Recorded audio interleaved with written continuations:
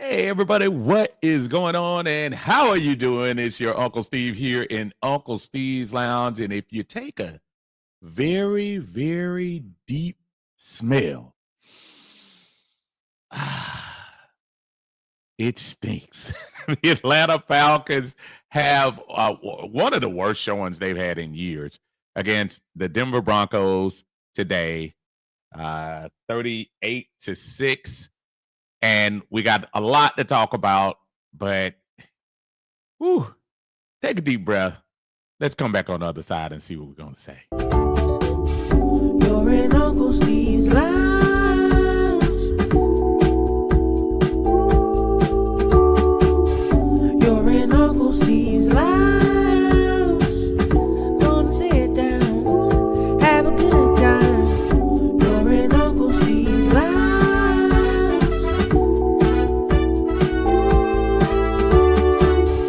You're in Uncle Steve's Lounge. Gonna sit down, have a good time. You're in Uncle Steve's Lounge.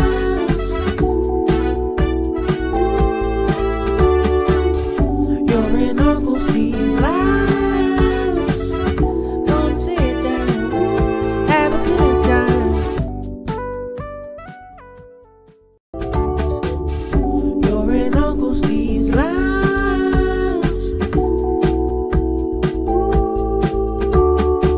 You're in Uncle Steve's Lounge.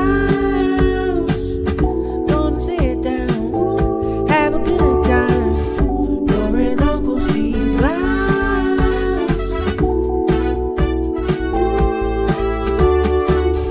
You're in Uncle Steve's Lounge. Gonna sit down, have a good time. You're in Uncle Steve's Lounge.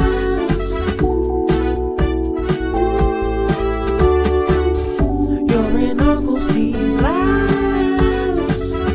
Gonna sit down, have a good time.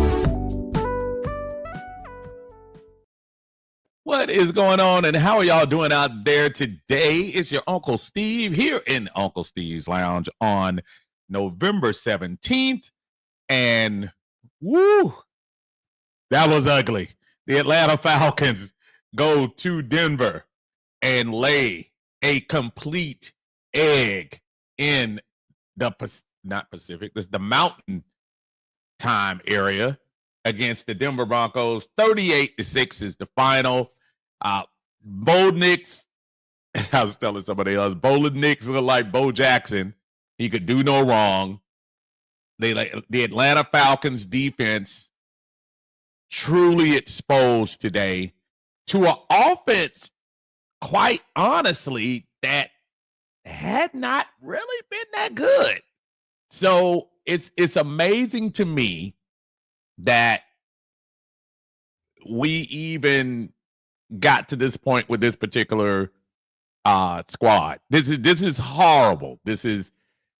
I don't even have the words for it. I'm just gonna. This is one of those days. I'm just gonna go straight to the comments because I really do feel like I really want to know how folks feel about this loss. Because for the last couple of weeks, I've been one of the biggest defenders of, well, at least we're in first place. Well, at least we're 2 games up. Well, at least we have a defense that'll come back in the second half. And all of that is out the window. You went on the road when you had been road warriors before last week. You went on the road and played a horrible game. And you knew from the beginning when Denver marched down the field, think about that. Denver marched down the field, and the closest you got was 7-3.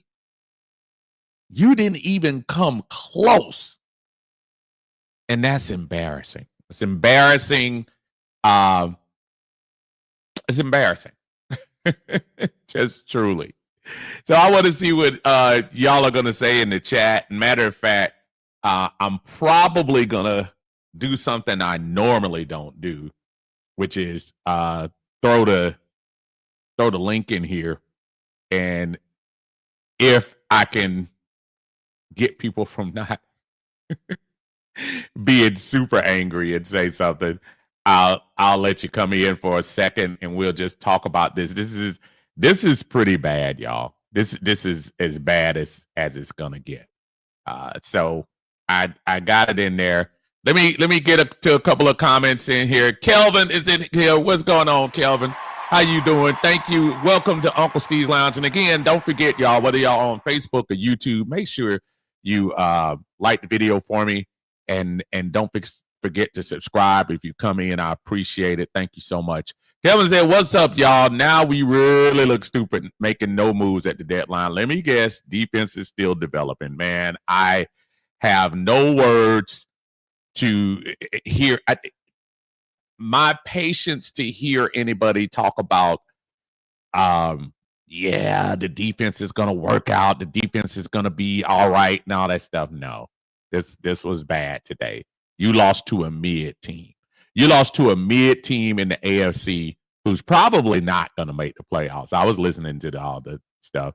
They're probably not going to make the playoffs. I bet money on Cincinnati coming back before Denver makes it, even though Denver's defense is nice. But that offense, bro, that was a clear picture of the Atlanta Falcons not doing well. Anthony, what's going on, brother? Good to see you in the house. Boy, what is good with you, man? This is pretty horrible. My brother Tidy's in the house. Atlanta Bird Gang. Y'all make sure y'all check Atlanta Bird Gang out on his YouTube channel, man. This is just really, really terrible. As he said, they probably said it in like Charles Barkley. Terrible. I got my buddy David Stark in here, man. Woo, David, this like them old days, man. This like from a few years ago when we were sitting around on Facebook and we were going through the last couple of years of Matt Ryan and company. Fulton County Stadium in the 80s. Big time Fulton County Stadium. Tell me what you think, my brother. This is pretty bad.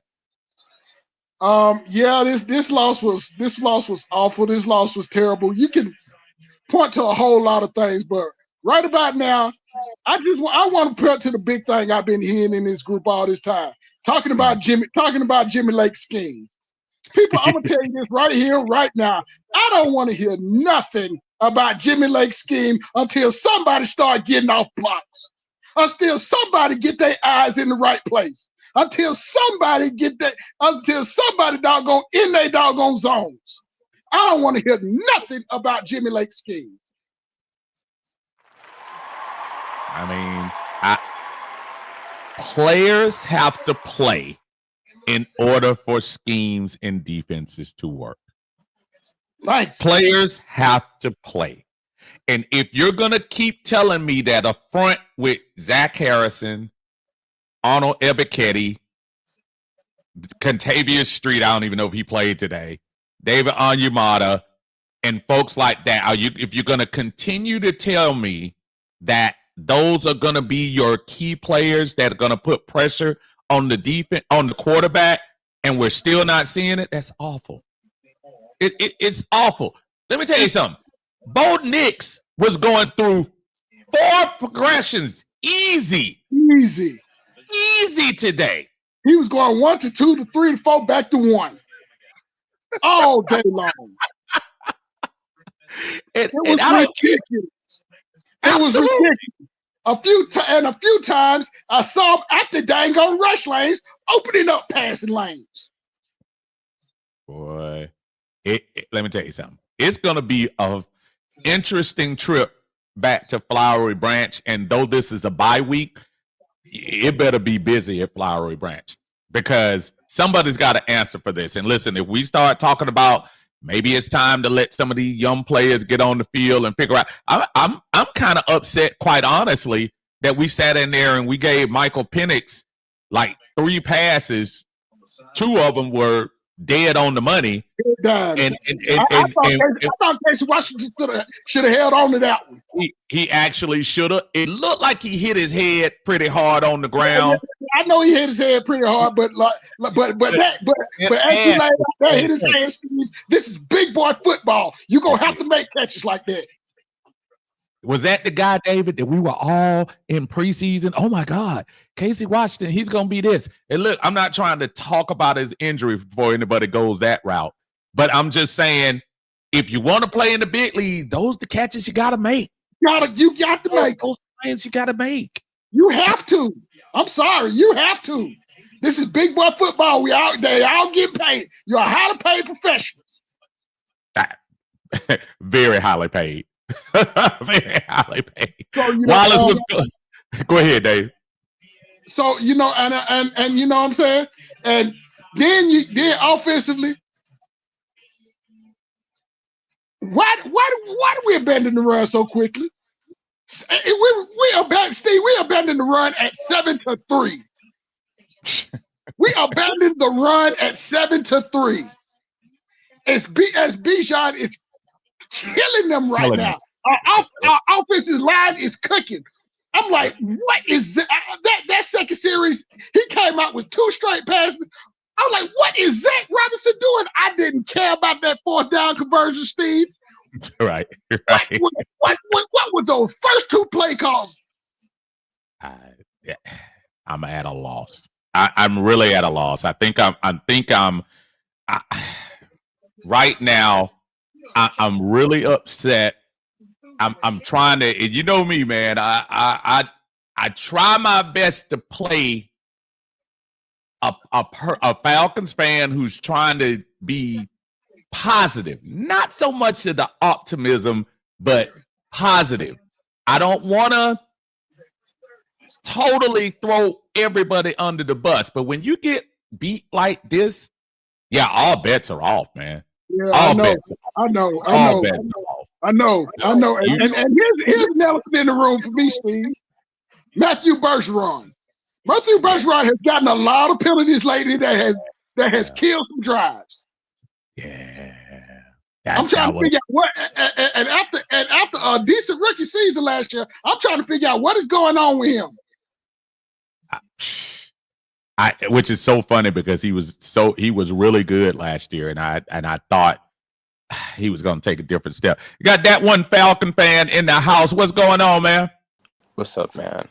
Man, look, I hear you. I'm in your voice. Like, I'm out of excuses now. Like, I'm out of hope for this game. I'm thinking, why? Just why? Like, I expected us to have a close game. Like, I felt like we were going to lose, but I did not expect a beat down like this. Like, Sean Payton still owns us at this point. Sean Payton, he's still the Falcons' father. How did you feel looking at that smug face across the hall, across the way, looking at the Falcons? He looked so smug. I just wanted to smack him in his face when he was looking like that, man. Just, oh my God. So let me ask both of y'all real quick while we on here. Listen, this is your bye week, Coach. And I'm calling both of y'all coach. We're gonna start with you, Falcon fan. You're the coach flying home to Flowery Branch today. What is one of the first things you're gonna do when you get back to Flowery Branch? Bye week, you got time. What's one of the first things you're gonna do? Well, first off, I'm telling Jimmy Lake now, you can sit your ass down. I'm gonna make a call now.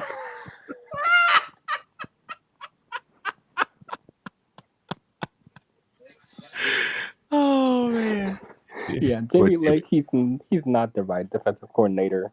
I'd let Raheem Morris take it. He's a defensive-minded head coach anyway, so hopefully he could make some change. And if he doesn't, that we know that we have a problem at defense as a whole, and we have a lot to work to do in the offseason. Big time. David, what you got? if I'm Raheem Morris, I got my defense, I got my defensive line, and I got my linebackers, and we getting back to the basics, getting off blocks, hand placement, tackling. That's what we're doing during the bye week. We are getting back to the basics, because until we do that, I'm sorry, I can't evaluate Jimmy Lake. Yeah. The players have to play. Yeah. The players Yep. have to play. We could play Jimmy Lake reruns all we want to. All we but want the to. players have to You play. sitting up there talking about they get washed out the lanes because they're in the wrong scheme. How can I tell? No, every time I look up there, somebody's back's bent over. And that tells me something. And that tells me the offensive line is in your chest. Yeah. It's pretty bad, man. It's pretty bad. Fellas, I'm going to move on to the next folks in here. I appreciate both of y'all, man. Thank y'all for joining me on Uncle Steve's Lounge. I appreciate y'all, brother. Y'all be good now.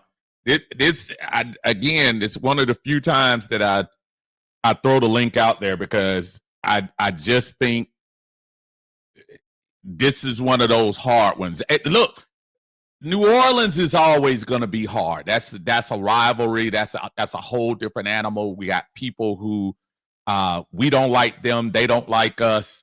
I'm expecting those games to kind of go. When you think about it, that game was 20-17. That's our normal score with the New Orleans Saints. And I just feel like this was such folks, we weren't getting beat down like this in the Desmond Ridder era. For all the drama that I gave him, we weren't getting beaten down like this then. So this is bad. And here's the caveat. Here's the biggest caveat. We can't run from it. We can't run from it. Listen, folks, we could be bad all we want. We're going to be in first place this week, and we're going to be in first place next week, no matter what happens. So we got to stew on the fact that we had one of the most horrible performances going into the bye week. And there's nothing. Folks, we're going to be the first place Atlanta Falcons for the next 2 weeks, at least. Joining me here is my brother T. Walker in the house. What is going on, my friend? Good to see you, man. Good to see you, brother. Thank you, Unc. Thank you for letting me come in. Yes, sir. Come on in here and talk to me, brother. I'm in here in Orlando, Florida. You know, I fly up all the time for the game. But you know, my thing is, I just don't believe in these two these coordinators, these college coordinators, first year experience in the NFL. And, you know, and Raheem, you know, he's known for being a defensive coordinator. Like, call the plays to do something. At least pinch somebody on defense. This is horrible. He said pinch somebody. Like this is ridiculous. And the other thing, and then we talk about having a pass rush. Now, I firmly believe that you pay pass rushers. I don't think you draft them. Because if you go back and look at the history of NFL, very few pass rushers when you draft them, they hit. I hadn't heard anything from, and I could be wrong, those two that we were talking about this year, Dallas and Latu. I hadn't heard too much from them. Not a lot. So you got to sign some people. I believe you pay pass rushers. Yeah. You know, and look what we did. Gave up a third round for Judon. You know, we did that. That was wrong. And you wouldn't know. Hindsight is 2020, but this was embarrassing. Hold on a second. Judon actually got credit for a sack today. Really? Wow. First the Fat Boys break up, now this. He got a sack. When he pushed old boy back into when he pushed the dude back into he blocked the dude back into Bo Nix, and Bo Nix failed. Oh, so he got credit, but he didn't do it. For a sack. So let's congratulate Matthew Judon on that one sack. That third round pick. Ooh. You can't make this up. And then and Coach Rod gonna get up and say all this rah stuff. Like, I need some fire from him. Yeah. This is the only time, and I'm not gonna take too much of your time, man. Number one, I appreciate your content. I follow you a lot. I like to hear what you have to say, because you're not coming off with content that's like misguided or is skewed. It's like it's well balanced content, and I'm not saying that to brown nose or anything like that, but I appreciate that. Like we have to get to a point where we got to scheme or do something. Right. And this is how coaches get fired, because they won't get out of their own way. Now he's gonna hang on to this DC. Like, they stopped nobody today. Not a soul. Nothing. Not a soul. I hadn't heard of half the people aside of Cortland Sutton. I promise you, I hadn't heard of any of those guys that were making those plays in the game. None of them. I mean, you have none of them. And then, so you have two really good safeties, which means you should be able to at least create a scheme that's going to allow for pressure. Roll the dice. Send them. A rookie quarterback had a career day. Man, that sounds like old school Atlanta Falcons when we used to do that. Like, make the rookie quarterbacks look like heroes. I said at the beginning, I told one of my buddies we made Bo Nix look like Bo Jackson today. As good as he was. I'm gonna ask you one question before we break out with you. Yes, sir. Put the coach's hat on for 1 second. You're flying home on that flight back to Atlanta. Get back to Flowery Branch. If you're Raheem Morris in the morning, what are you doing? What's the first thing you're gonna do? First decision you're gonna make when you get? I'm gonna let old boy let him know that I'm calling defensive plays right now for the rest of the season, because there's too much talent on offense. Entirely too much talent on offense. Like, people give the hit or miss with Terry Fontenot. Right. But the offensive side of the ball has been built to be great. Right. That's a lot of talent. A lot of talent. And if you can't keep them on the field, because the other team is you're just going up and down you know what I mean? Like, your defense can't stop anybody. Right. That's the first thing I'm doing. You know what I mean? I got to take some type of accountability. I'm gonna let you go on this. I'm gonna let you know what I'm calling the plays from now on. Brother, I agree with you 100% on that, man. We did it in 2016 when Dan Quinn took over for Richard Smith, and we went on the nice slow run. Yep. I think it might not be a bad idea. T, you the man, brother. I appreciate you, man. Stop living good in Orlando, man. I know y'all. I know y'all got it good. Hey, thank you, sir. Next time you come to a game, man. I was at Cowboy Stadium, and it was so beautiful to watch all those Cowboys leave, looking like blue roaches. Leaving, it was so beautiful. So I'll be up there I know I'm coming for the Giants game. Okay. Look, you gotta messenger me, brother. Let me know. You know, I will say this: I don't have any social media, so that's why I don't get to reach out to you. So sometimes when I come up, you know, if I bump into you, I bump into you, but I don't know where people are, because I do follow you guys, because I don't get any Falcons content down here. So that's why I really appreciate what you do. I appreciate you, man. Thank you so much, man. T, we gonna see you later on, man. Thank you so much for joining us, brother. Thank you. Again, that's T, man. I know he's always been hanging with me. I appreciate him. Let me get to a couple of the comments in here. WCG, I see you out there, man. Thank you for joining us, brother.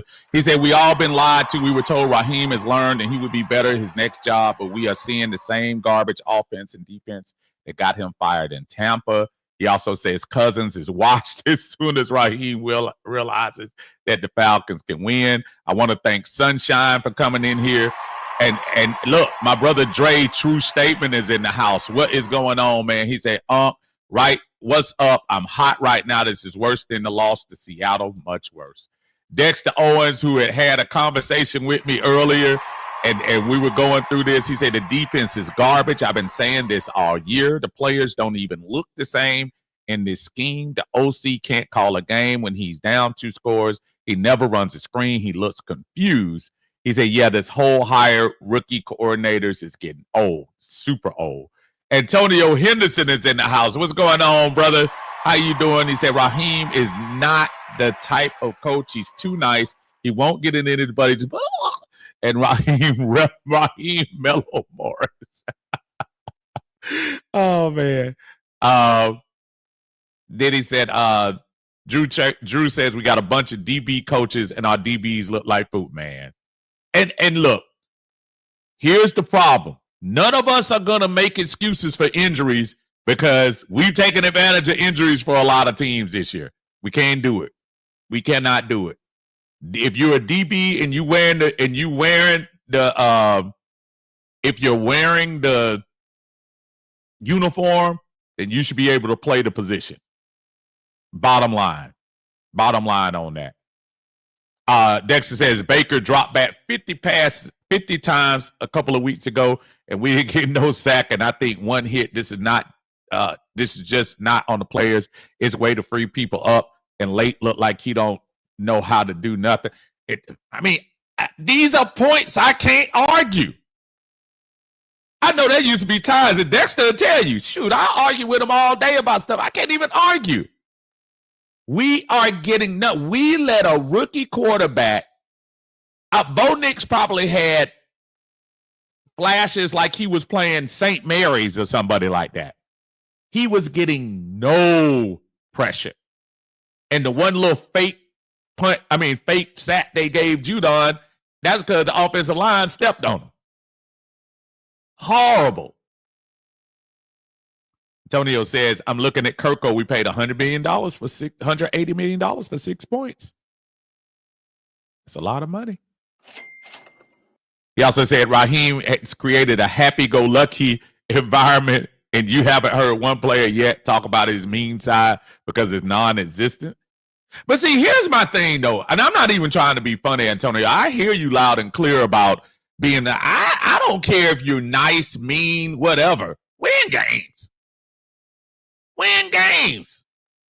I don't care about all that. That's cool. I hear when people say that, but man, win games. My brother Big Low Country Sports in the house.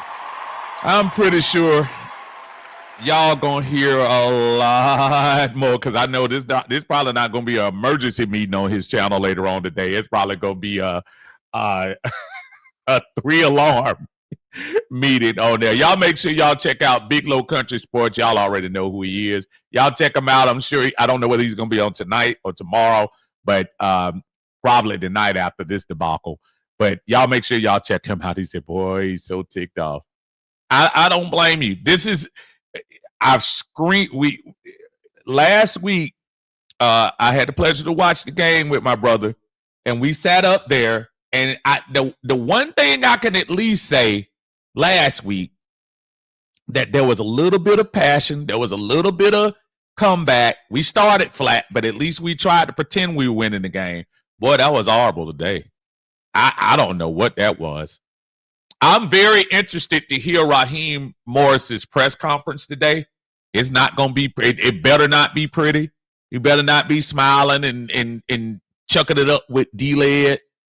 This was horrible. Rod says, have you heard Rod's excuses already? I haven't, but I know he did. He made one. He said Raheem just made excuses at the podium. Okay, that doesn't shock me at all. That doesn't shock me at all. I know it's some people that a lot of folks want to hear from today, and this is one of them, because I know good and well there's going to be a lot of else given out on the player grades tomorrow. Y'all give it up for my brother Tidy from Atlanta Bird Gang joining us in the house today. Dude, this is old school. I first met Tidy getting our butt drugged in the late 2010s. Right. Atlanta Falcons today, Tidy. What are your thoughts on what you saw today, brother? Oh, Steve, this was just an old-fashioned butt whipping here today, man. Whoa. This is one of them old-fashioned butt whippers. I'm talking about the 1980s when you done did something you weren't supposed to do at 12 years old, and your parents give you that look. Go get the switch. Go, and you better not get a little one either. Go get your own switch. Go get your own. This is back in the go get your own switch days. You know, society is different now, but back in the 80s. That's right. That's right. And it better not be a little switch. I wanna flash back to you watching the game today, and I want you to tell me your feeling from the first quarter, second quarter, and then basically the rest of the second half, because basically the third and fourth quarters probably kind of ran together. But and the reason I'm asking you this is because I think there's a part of Atlanta Falcons fans that, let's be honest, there's a history of Atlanta Falcons this year playing a better, tighter game in the second half. What were your thoughts on how the Atlanta Falcons started and how this game ended, and you know, just your just fresh thoughts? Okay, when Denver first came out, they scored, I think, on their very first possession. Of course, I went shocked. You know, we saw a lot of offense start off real hot against the Falcons this year, but once we got the ball back, and you know, we get the penalties near the red zone, and then Drake London just get the most high school mental error type penalty that you could get. You know, it was like mentally they're not prepared again. And then once again they let the penalties dictate how they played the rest of the game, because I feel like if we go in there and we match them 7.7 points on our first drive, you know, the game may have played out a little bit differently. I'm not saying that we would have won, but the game might have played out a little differently. And going to the second quarter, you know, they looked like they were unorganized. They were not prepared to play. And you know, I know a lot of people are going to blame Raheem Morris for that, and that's warranted after a game like this. And by the third quarter, Steve, I hate to say it, man, it just looked like they had given up. I remember one play in particular when Denver scored, maybe from about our 12-yard line. They threw like what appeared to be like a little quick screen, and I kind of saw who was our safety name? I didn't got a brain. Simmons? No, Simmons? the other one. Not him, but Richie Grant. Richie Grant, yeah, I'm sorry. Man. Look like he gave like how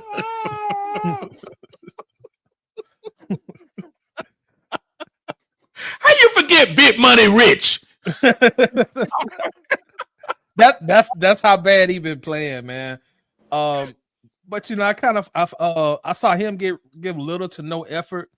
And then I also, at the same time, for the first time, Steve, since we acquired this guy, he has played some outstanding football for Atlanta. But for the first time, and I know everybody's human, but for the first time, I seen Jesse Bates give little to no effort. Yeah. And at that point, I knew, I said, okay, we're about to get dusted out of here.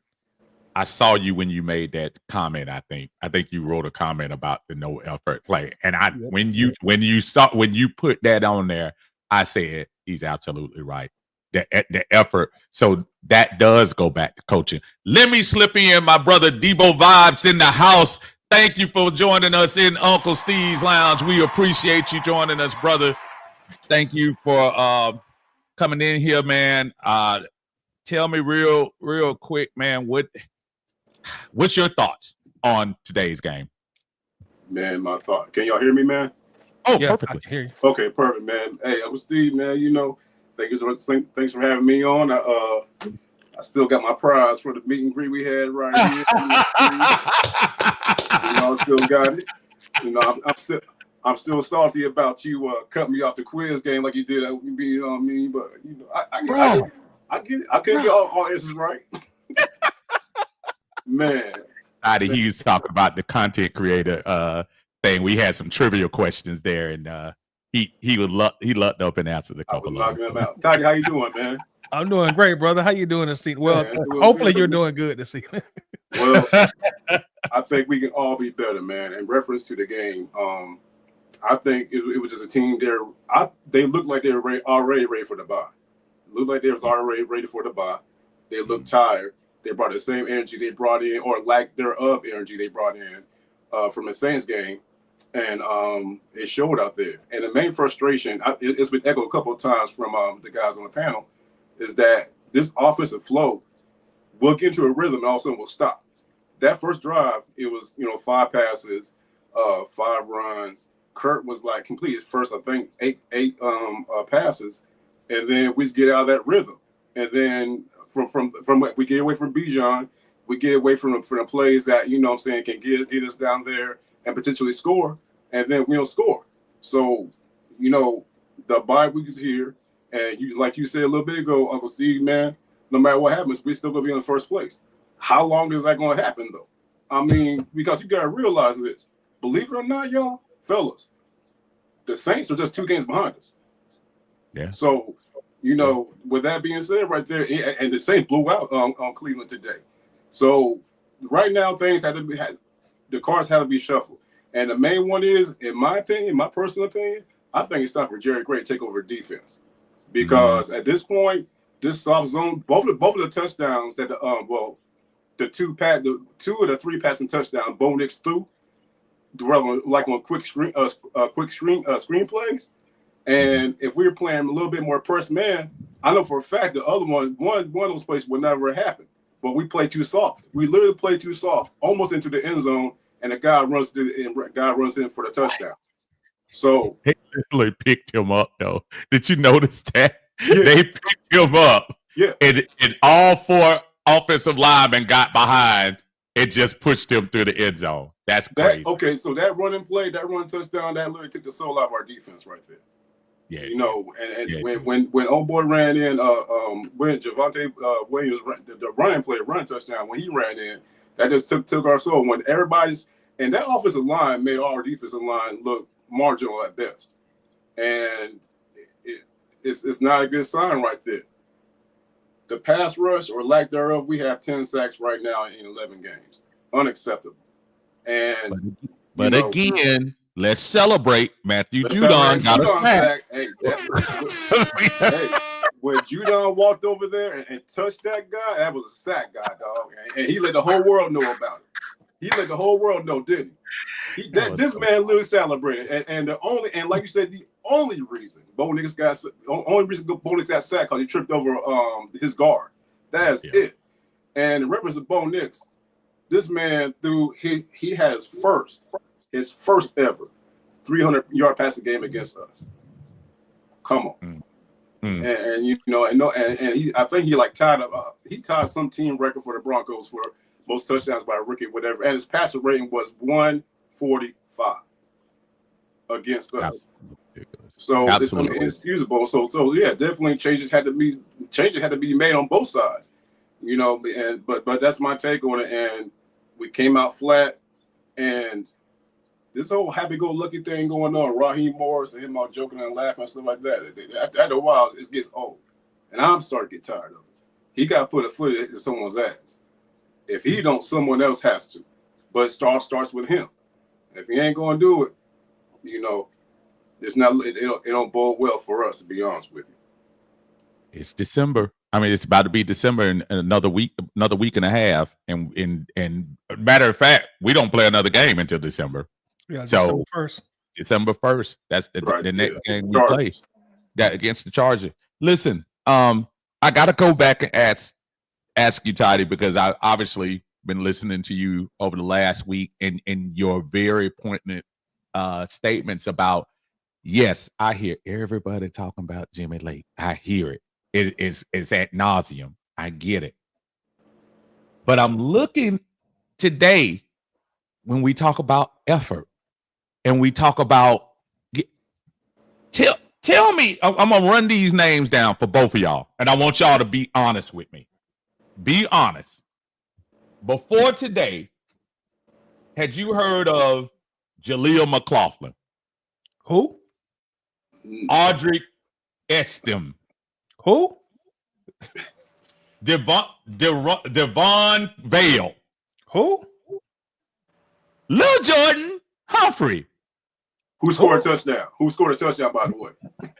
So, my point is, Tidy, at some point, you have allegedly the best backfield. You had 3 of your former All-Pros in Jesse Bates, Justin Simmons, and AJ Terrell back there in the back.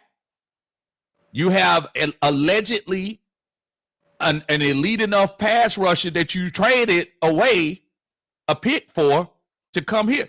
At what point are we going to hold the players accountable? Because I saw Denver getting pressure with 4.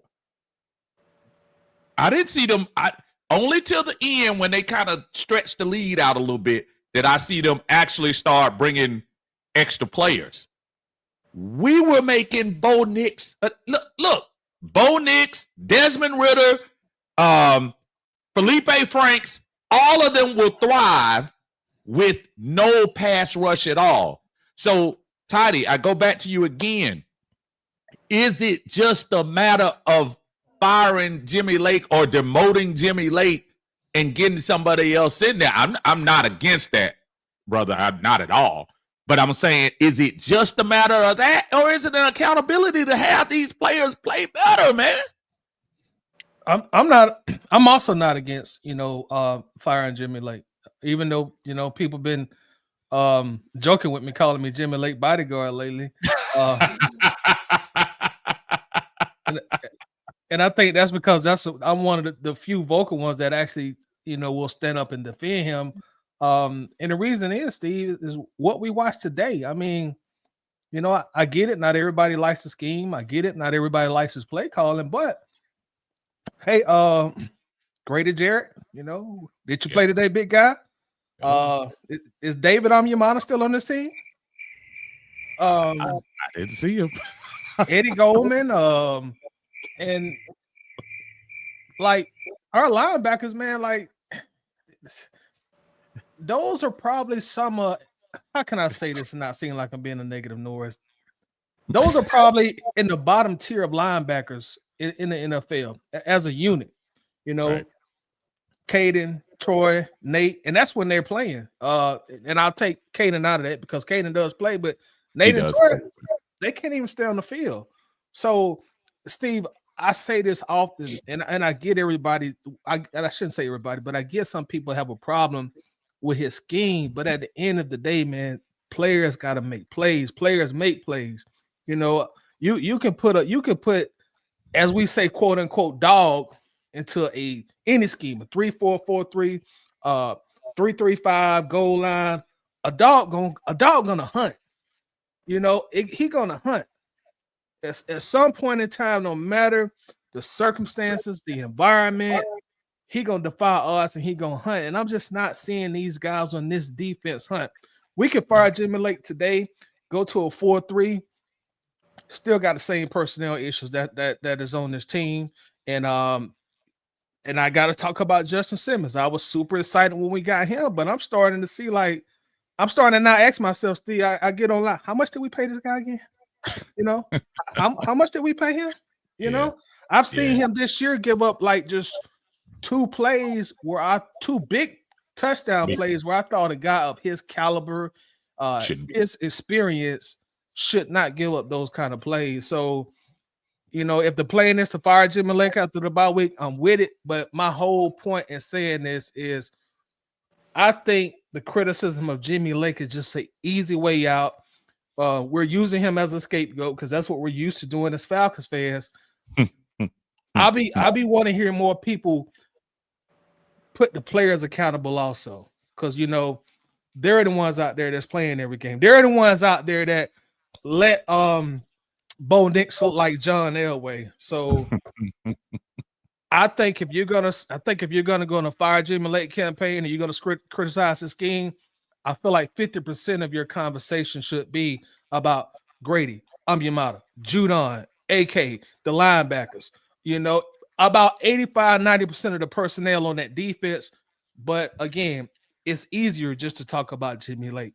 And that's been my sticking point talking about this the last month or so. It's a valid point. Debo, I gotta ask you, before I switch you out here, if you had if you were on the plane and you landed and you were going right up to Flowery Branch and you already told me to Jerry Gray, and I get that, but you had one major decision that you had to make. Tell me what that would be. If I had one major decision to make, man, I would just basically I hate, like I said, I'm not going back to the whole Jerry Gray thing or the Jimmy Lake thing again. But we would have the main decision I would probably make would be to try to incorporate some of our younger players into the actual rotation. However, the thing about that, you can't even do that because they injured. You know what I'm saying? Rook, you know what I'm saying? He's on the IR right now. We did see Dorless today, which is a good thing. But you know, Bertrand, he's going through concussions issues. So it's kind of hard to, you know what I'm saying, to actually put a youth in there when they're all injured. But I would say if I had to make one major decision, I would change, you know, some of the personnel on the defense and get some other players in there. We've seen, you know what I'm saying, guys like DeMar Harris get in there and, you know, make big plays.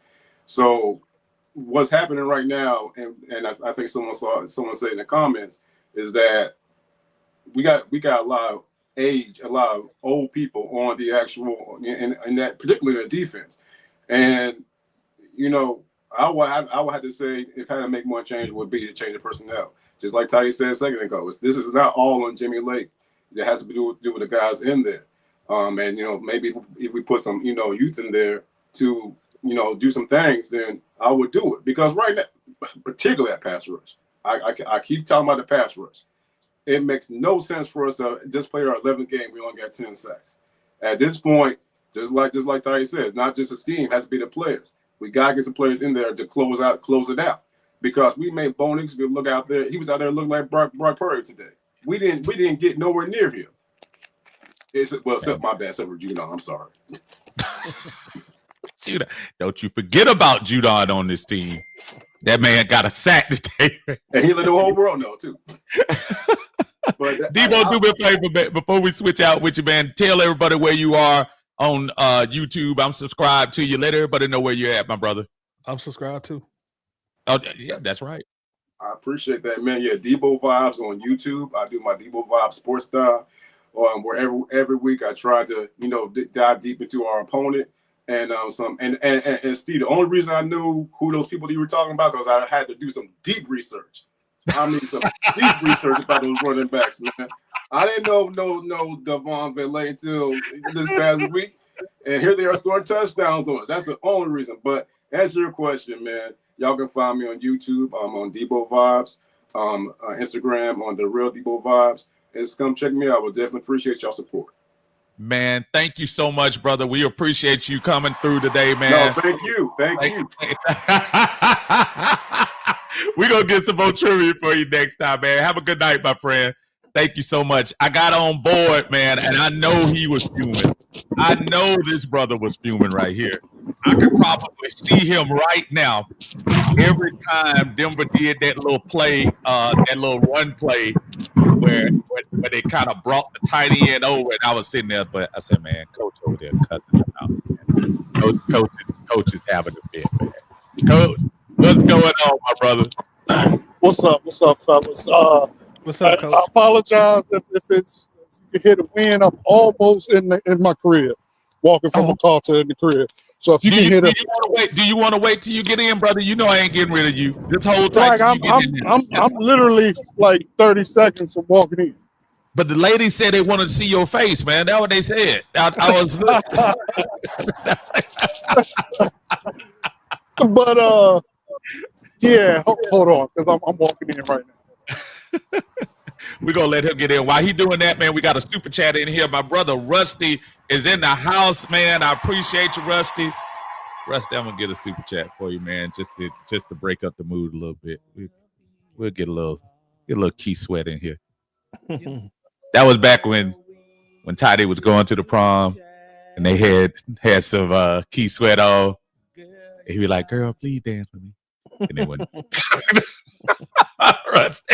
Rusty says, fellas, truth be told, there's nothing to be done to fix this. We disrespected the man above by tearing down the church for a booty football team.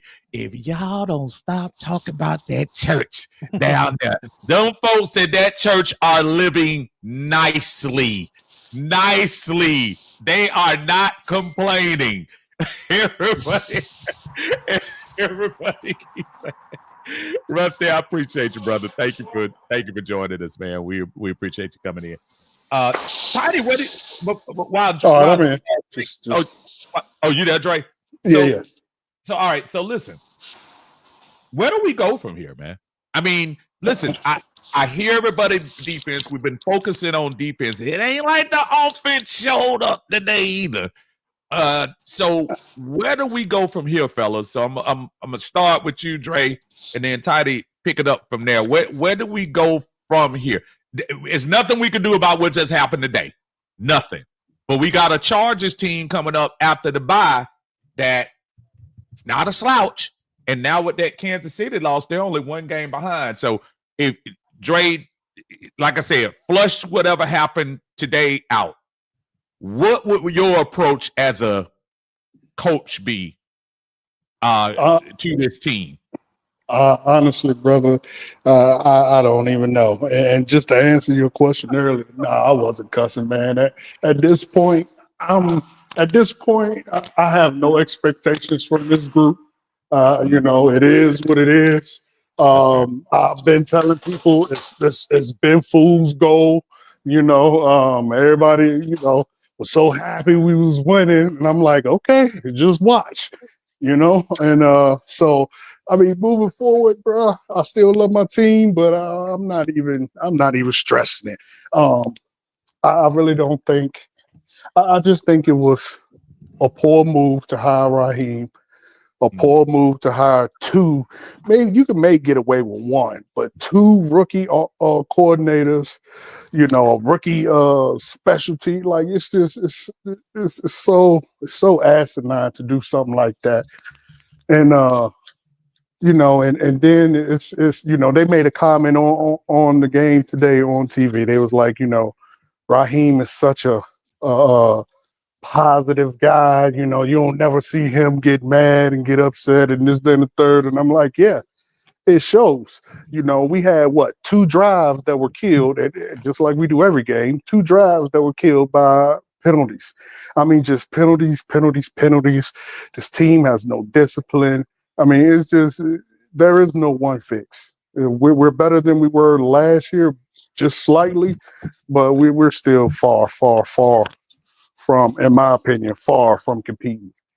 Dang, you make me want to sell all my tickets. Tidy, do I have any hope to keep my tickets this year, Tidy? After that, I'm like, dog, man. I mean, like I said, me and Tiny been going back and forth because I've been saying, we've been winning because we've been playing beat up teams. You know what I'm saying? And every healthy team, or semi-healthy team that we've played has straight drug us, every last one of them. So I gotta defend that though. Come on now, coach. Now, AJ Brown makes a huge difference in Philly's offense, but that's the only person who was out that game. Let's not pretend now. Tampa Bay, I truly feel like Tampa Bay is one of the better teams in the NFL, and we played them pretty much full steam first game, and then the second game, they were all that. I'm not trying to say there's not a hint of truth in what you're saying, but you're right. Like Philly and Tampa Bay the first time were healthy. The Saints were pretty much healthy the first time as well. Although a couple people started going out, during the game, but yeah, I mean, even both of those games, bro, like all 3 of those games, and I understand everybody always tell me a win is a win. I get that, but we barely won, so, it's a lot of holes in this team that I don't think can be fixed overnight. I still think we're about 2 years away. I'm bringing in my lawyer, Johnny Tidy Cochran, to come and defend these Falcons over this negative nanny of I'm just messing with you, Jay. But Tidy, what is your thought? on what Dre was talking about there. Do you think? I don't know. Tell me what your thought is. Just going forward. Going forward, the main thing. My thoughts on going forward after this game. Yes. All right. I don't think you need to sell your tickets just yet, Steve. Not just yet. You know, because the stock is actually kind of low right now, so you need to hold at this point. Yeah, it is. I will say this: the Falcons need a bye week, like I need $1 million, and I need $1 million bad. Mm-hmm. You too. So the bye week is right on time, so we can look forward to the bye week. And I'm gonna throw this in here at Coach, because we've been going back and forth about this. Then I'm gonna get on to my point, because he always telling me like we only beat up on injured teams. Now I want to make note that nobody on your panel, Steve, has mentioned or gave us any kind of excuse because we were decimated by injuries today. That's true. Right. Yeah. I haven't. Nobody said that. So and that's what I mean. Like, hey, it's football. People gonna be hurt. You know. I understand. I understand that, Toddy. But there's a difference between a fully healthy. Let me finish. Okay. Let me finish. Okay. I'll get back to you. So with that said, you know, when you're hurt. You know, you got to play through it. You're either gonna win with it or you're gonna lose with it. Now going forward, you know, we're gonna have after the bye week, we're gonna have the Chargers come in, and then I think after that, we're gonna have the Raiders, if memory serves me correctly. Nope, Minnesota, then the Raiders. Minnesota, then the Raiders. Mm-hmm. Yep. Okay. So what we really got to do is after the bye week, you know, the Chargers games turn to a must-win game for us. We're back at home in Atlanta, so I do feel confident we'll win that game. That Minnesota game, I think it is in Minnesota, so that's going to be a dog fight. If the Falcons can turn back the time to about a month ago, and you win that Chargers game, you win that Minnesota game, all will be well. You know, if you mess around and you lose both of those games, then all hell will break loose. So you know, we really need to win these next two games, and that'll put us at 8-5, and you know, you're right back in the driver's seat, and you know, everybody feeling confident about what we're doing at that point in time. So my question to you, gentlemen, is, and you know, y'all are always, you know, super positive. Something is just not in me. See, it's from what we see week in, week out. I understand we're hurt now, but let's just say we fully healthy. Everybody's back on the team. You know, we ready to rock.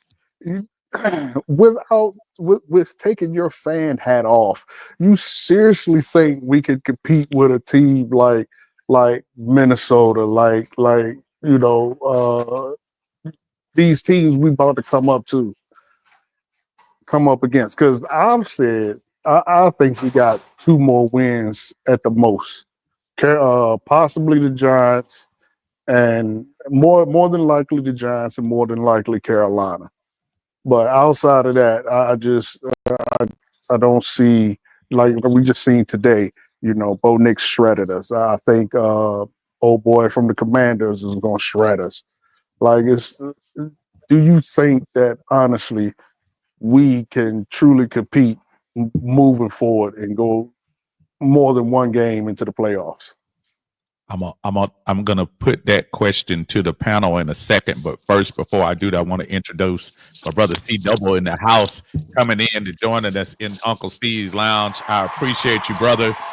I'm gonna let you get off on your point there, brother, because I know you got a lot of things that you be doing on yours, but I wanted to give you a couple of minutes to just give your opinion on everything and get to a couple of folks in here on the back. But I'm not letting Coach off the hook, because that was a good question.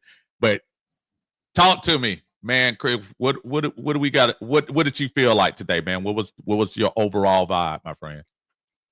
All right, I kind of got a lot of backlash for basically saying this game will be an L, because I feel like Raheem was going to make this loss or the New Orleans loss transfer to the Broncos. And I wanted to see if he could prove me wrong. And that's what I kept saying. Prove me wrong.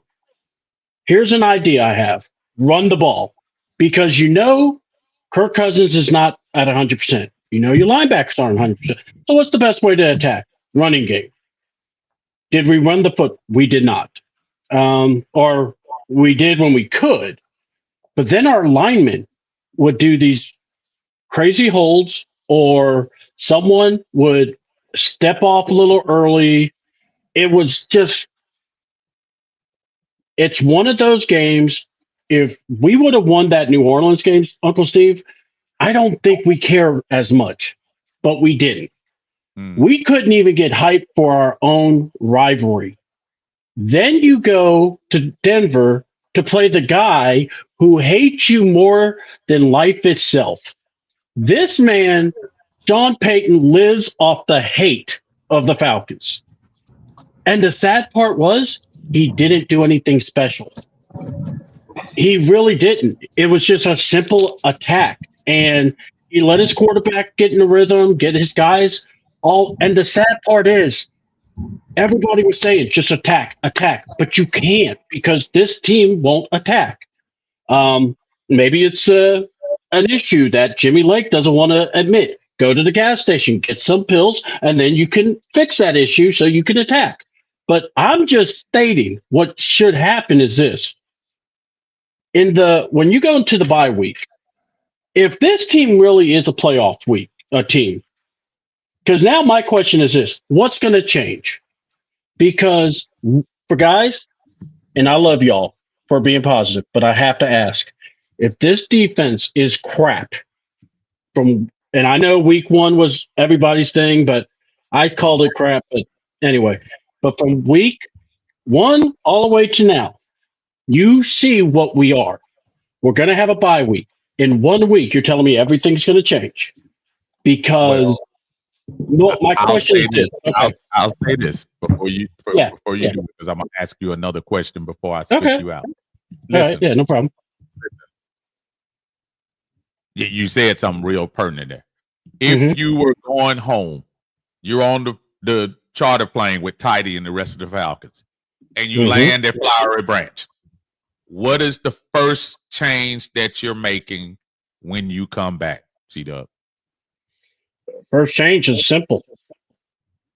I'm looking at my defense coordinator. I'm bringing him in, and I'm saying, me and you are going to work very closely.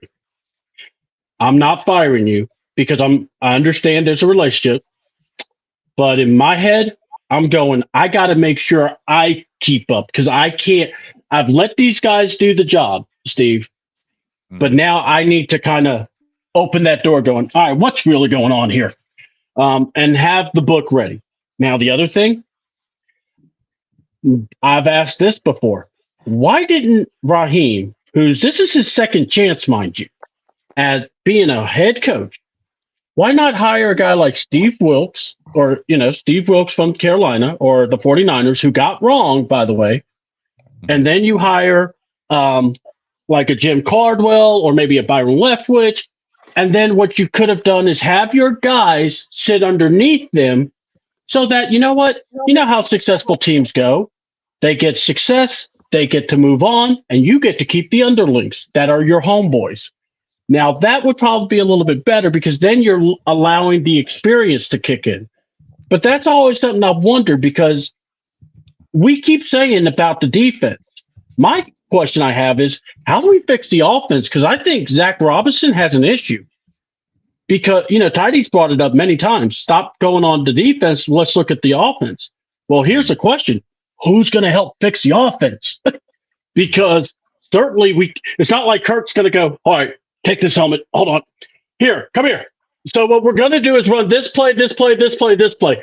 You know what, Zach? Just stay there. I got this. Okay. I'm going to mess with you because I asked one question.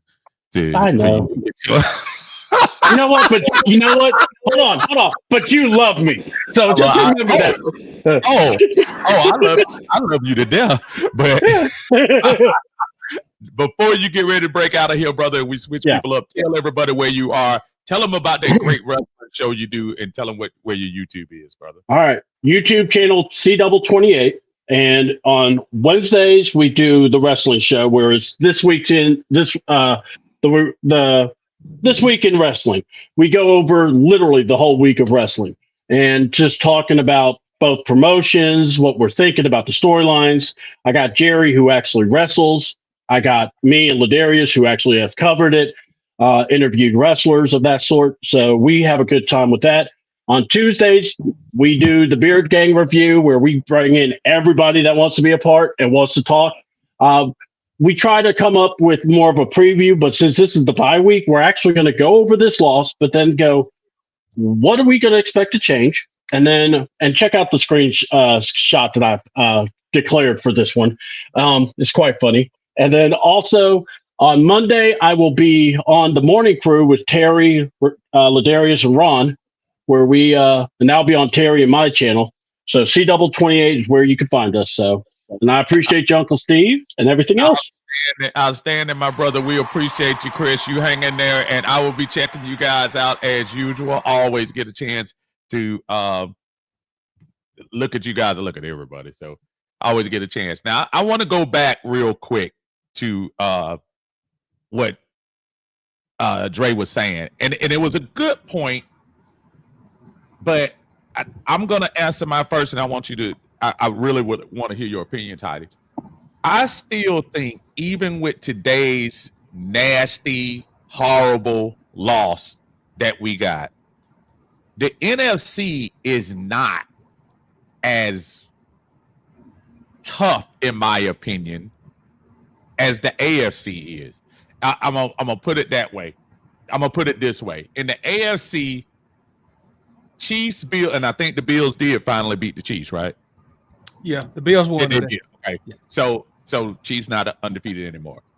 Chiefs, Bills, Raiders, Ravens. I don't think it's anybody fooling ourselves to say we could beat any of those teams probably in the postseason.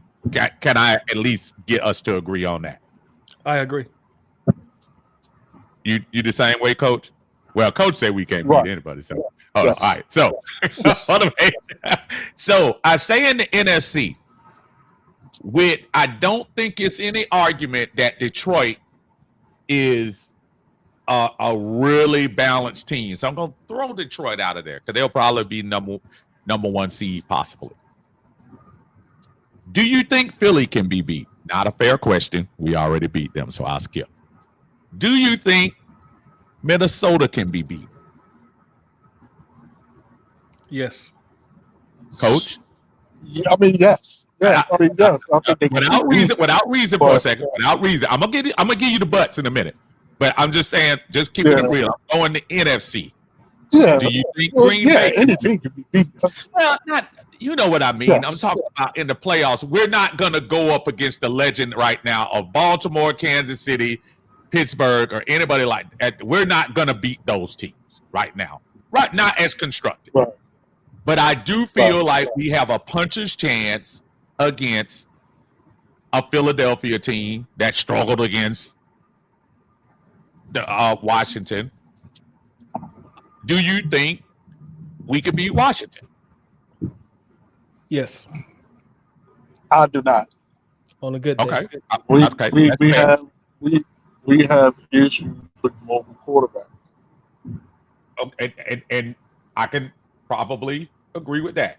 Do you think we can beat,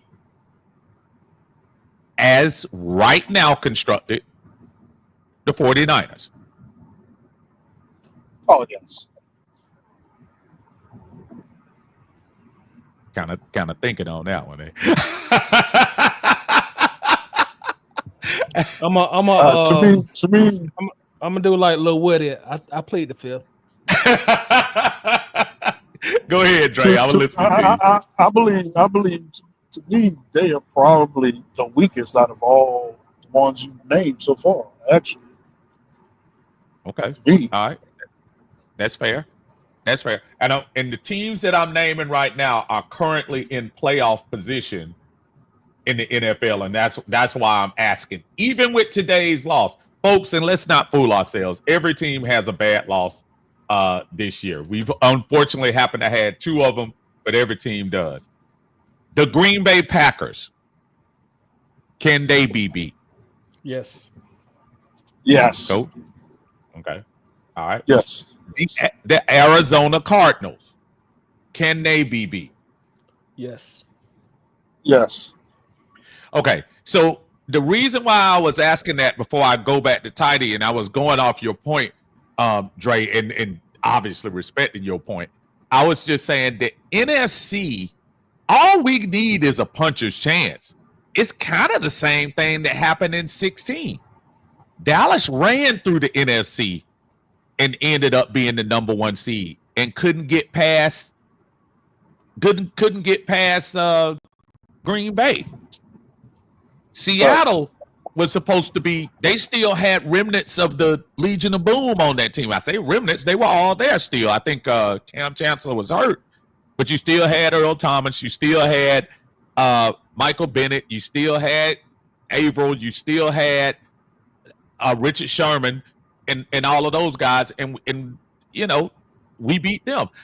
I just feel like in the NFC, yes, it doesn't feel good to take these lumps and take these losses, but I think in the NFC, the path is a lot easier. I could see us flipping a game we're not supposed to win and limp our way into the NFC Championship, which at the end of the day, who cares?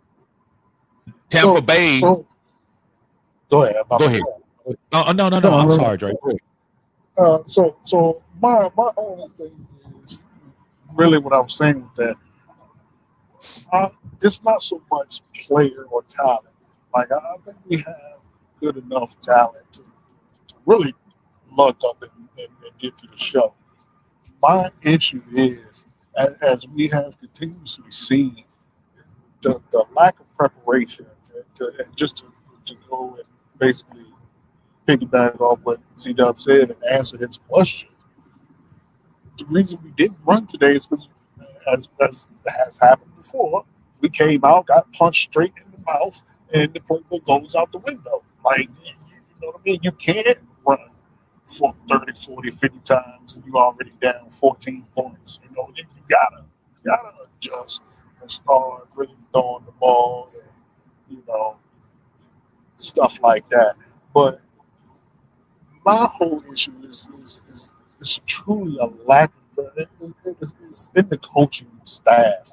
The lack of preparation. There's an extreme lack of preparation in this team. And you can see it week in, week out, the penalties and how flat we come out.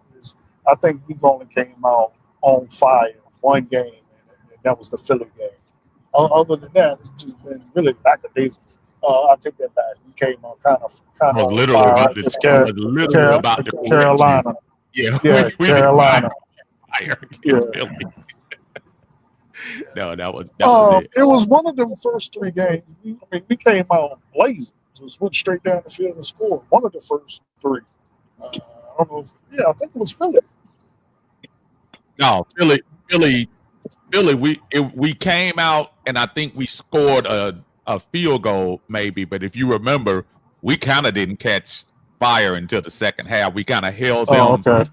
We kind of held them down a little bit until we got to that point. Listen, speaking of lost and found, I haven't seen this brother since probably last year. I don't know what he got a haircut and everything, and hey, see him in a minute.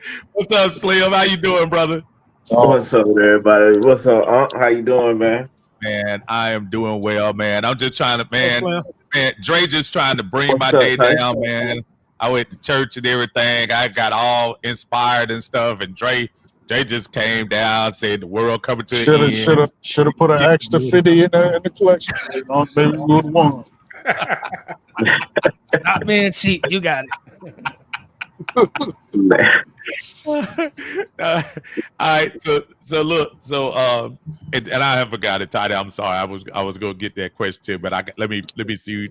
Slim, first tell me your thoughts on the game, man, and then your thoughts on the game, and then as we're talking about it, the Atlanta Falcons going forward. There's nothing we can do to change today, but going forward, what do you think about this team after you tell us what you thought about today? My thoughts on the game was We are in what, week 11? 11. Opponents are watching the tape on the Falcons, and they're clearly seeing how far the Falcons are playing their defensive backs, such as their cornerbacks, off of the line of scrimmage. And Bo Nix just did what any other quarterback would have done. If my deep pass is not there, I'm just going to take the underneath route. And I kept saying this for weeks and weeks and weeks. If we wonder why there's no pass rush, the reason why is because your cornerbacks are so far off the line that your opponent doesn't have to make 7-step drop backs. He can only do a 3-step drop back and see the underneath route is open. I'll throw it to the underneath and let them make the yards. And then this is why the Falcons are constantly in short yardage positions when it comes to 3 and very manageable plays when it comes to the opponent, and they can easily pick up those yards. Bo Nix put a clinic on the Falcons because the Falcons gave them everything underneath. I was watching the post-game interviews, and when Simmons got up there, he even said that Bo Nix was just taking everything underneath and getting the yards. So the Falcons, I don't know why Jimmy Lake constantly keep doing this, where he just move your cornerbacks towards the line a little bit. And when you did that against the Cowboys, you got 3 sacks. Now you don't want to do it. So I think this is what's supposed to happen when you hard-headed and you don't want to accept the fact that there's always a give and take. You scared to get beat, so you give them the underneath. So they're going to walk you out the park, and that's what they're doing now.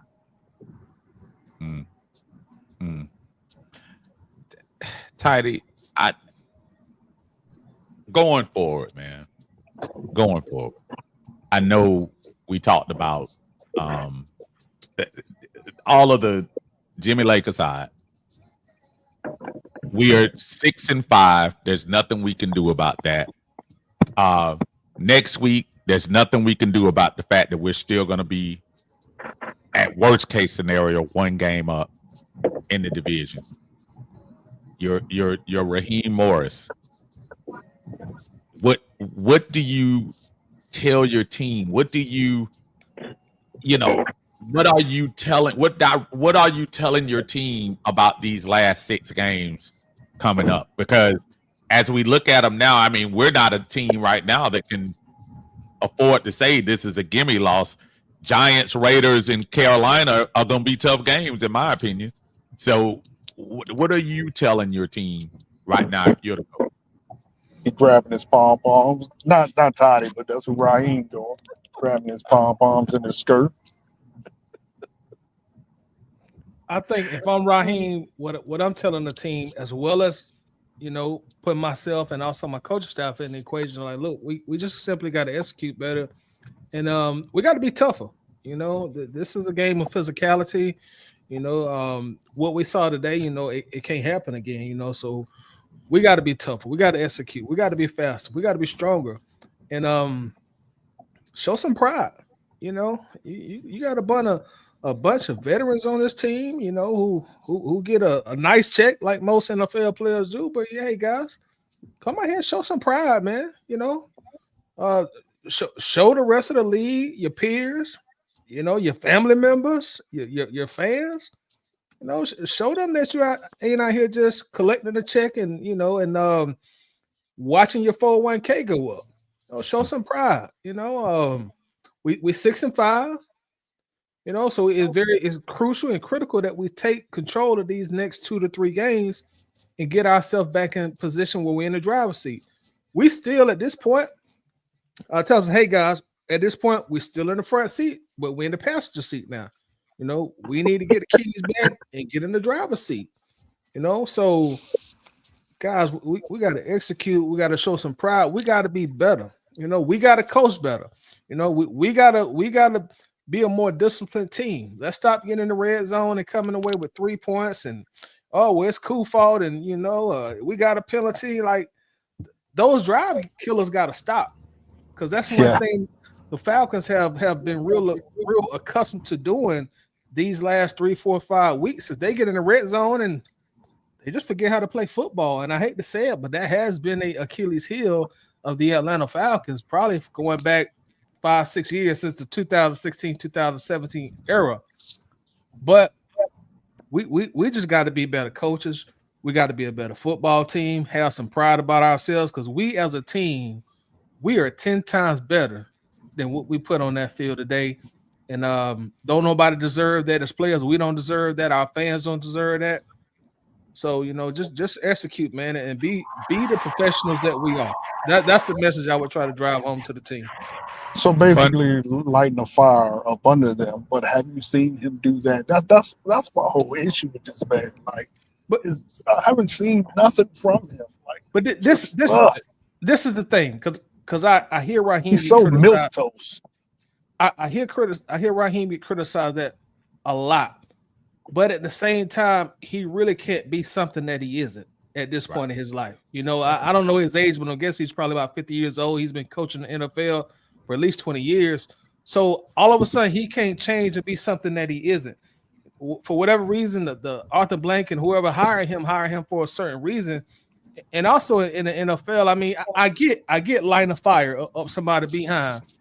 But in NFL, that is a fine line you got to watch because this ain't the Kirby Smart Bulldogs. When you see him go crazy on Nate Frazier for doing that, he just jump in his face. And in the NFL, them guys will rebel against you and they'll turn against you and they'll do everything they can to get you fired. So that's really why you don't see, if you think about it, you don't really see that from NFL coaches. You don't see I'm in your face cussing at you because these are grown men who make more money than you, 7 times out of 10. And one quick thing about that is this is why Bill Belichick was past his prime because and a lot of no, I'm just saying, but a lot of teams now are going for the younger head coach because they are getting the more respect from the players than these old head coaches that jump up in your face and start arguing. This is a new NFL. These are new players. These are new types of players that's in the NFL. You can't always teach. And this is one thing that goes into the military as well. You have to be able to adjust your training and your teaching because one way, that's because a lot of people are used to one way of teaching folks doesn't work for a lot of new generation that's coming in. So you got to be able to adjust your fire and train based on the circumstances that you're given. So in the NFL is moving into a new NFL. So you got to be able to learn how to relate to these players, not, well, just do what I told you to do and all that other stuff. And with the Falcons, we still in the driver's seat, and I think it's a win for us that the Bucs had a bye this week because the Bucs could have, if they was playing this week and the Falcons played like that, they'll be licking their chops saying, we can still take this because they still can. Technically, the Saints are technically not out of it.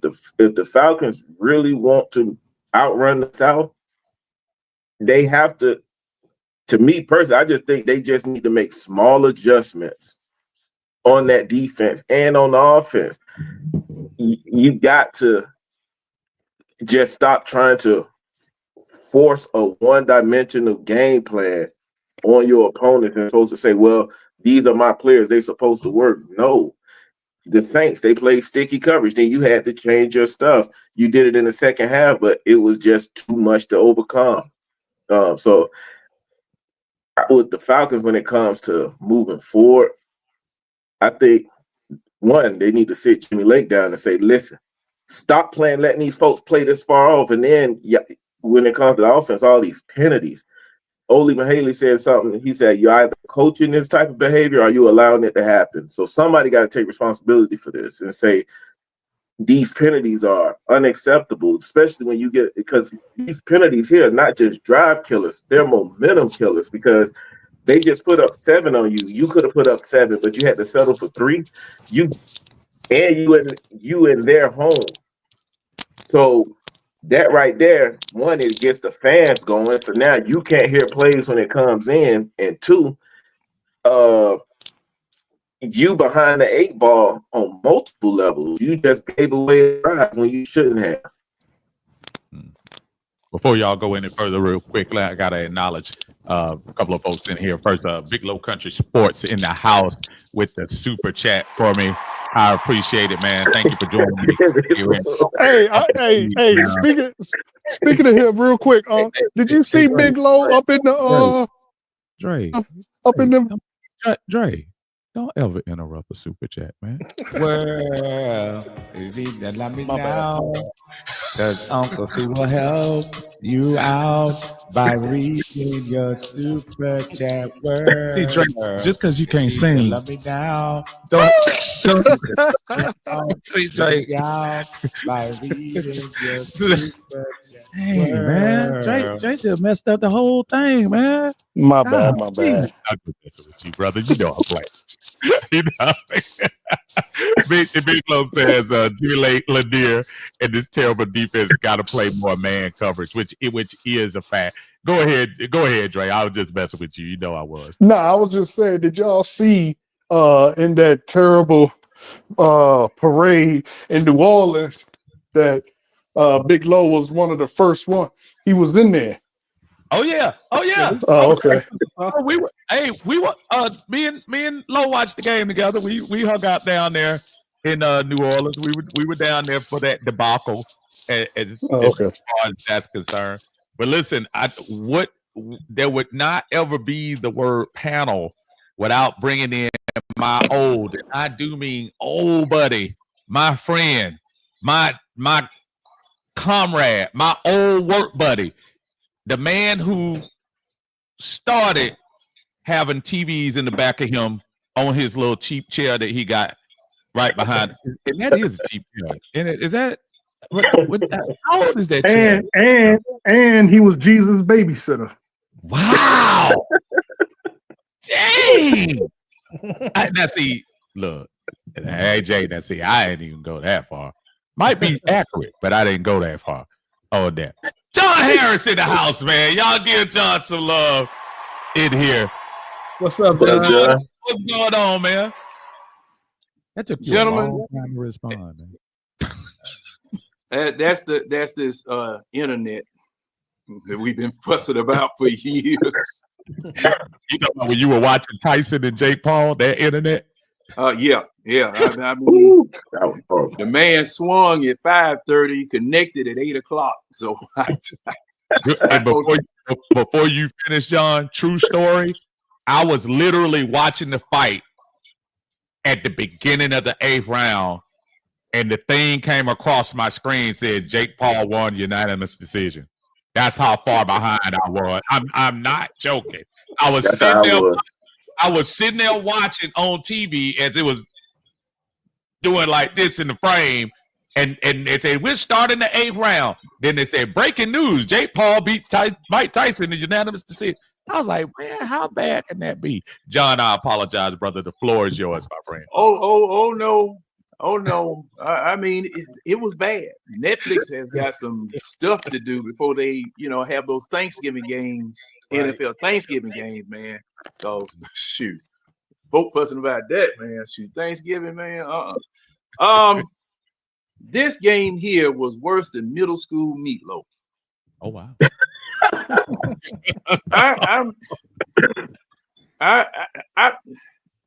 What's up, Bree?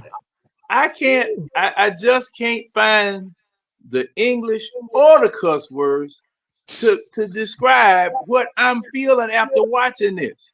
This is indescribably bad for a team aspiring to go to the playoffs, aspiring to have fan loyalty. Now, in the hierarchy of games, this is, I guess, from the bottom, your regular 1 o'clock Sunday games. Your 4 o'clock Sunday games are usually on Fox, the America's Game of the Week. Okay, 4 o'clock on Sundays or whatever. Then you have Sunday night. Thursday night has become pedestrian because you remember a couple of years ago, everybody was complaining about them not being on Thursday night. So the NFL said, okay, well, everybody's going to get a shot at Thursday night, no matter how bad you are, blah, blah, blah, blah. And, you have a special Saturday game, that reserved for the wild card. But see, this 4 o'clock game,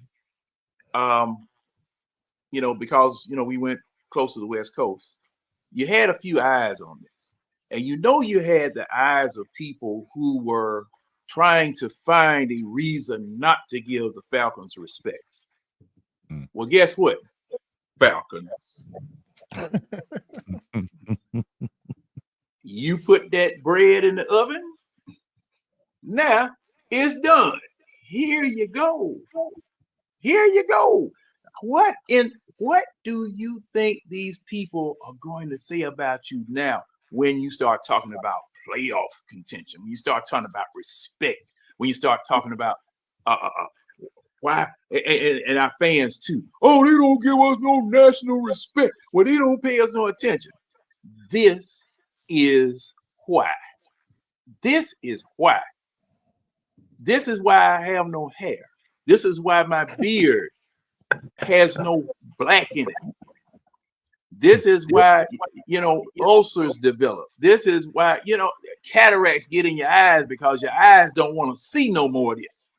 It's a self-preservation measure, not a consequence of getting old. Your eyes just don't want to see no stuff like that. Then the insult of insults.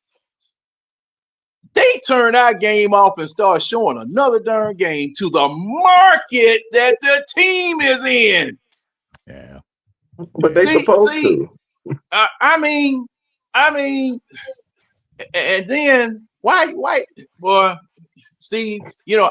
We hadn't been together on a cast like this in a while, and I really hate that this was the time that I got a chance to see you and say hello, because I hardly get a chance to talk to you since you're in the upper echelon of management. Since you are one of the chosen. And Steve, you remind me of the scene in Blazing Saddles. Harumph, harumph. We got to save our funny belonging jobs, gentlemen. Harumph, harumph. I didn't get a harumph out of that guy. Harumph. You watch your ass. Stay out my paycheck, man. Yeah. See what I'm talking about? I'm just really honored and humbled at the fact that I was able to come in and talk tonight. And I'll take that. I'll take that from Coach, because Coach, in the words of one of the epistles, he know not what he do. Please forgive me. He know not what he do. But I mean, man, we got to look, man. Something else I just thought about. We got to eat this for 2 weeks. Yeah. We got to eat this. Now, if we had just lost, it would have been a little bit better. I've been disappointed, something of that nature.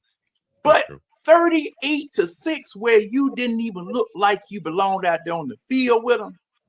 And one more thing. This is the last thing I'm going to say. There are rumors. Someone has told me that we only did one walkthrough before this game. Sounds about right. It might be. They were beat up pretty good. I don't believe it looked like it. They were beat up pretty good, John. And I know they announced that the last 2 weeks they've done a walkthrough on Wednesday, because and remember, coming into the week there was a almost thought that Kirk Cousins could possibly be at risk because of the injuries he had. So there Wednesday, yes, I can't speak on Thursday or Friday, but yes, that could. And to your point, John, do you attribute that to not being fresh and not being ready to play? Steve, last week, Tide is my witness. I said that the Falcons should have went to Denver Tuesday. Last week.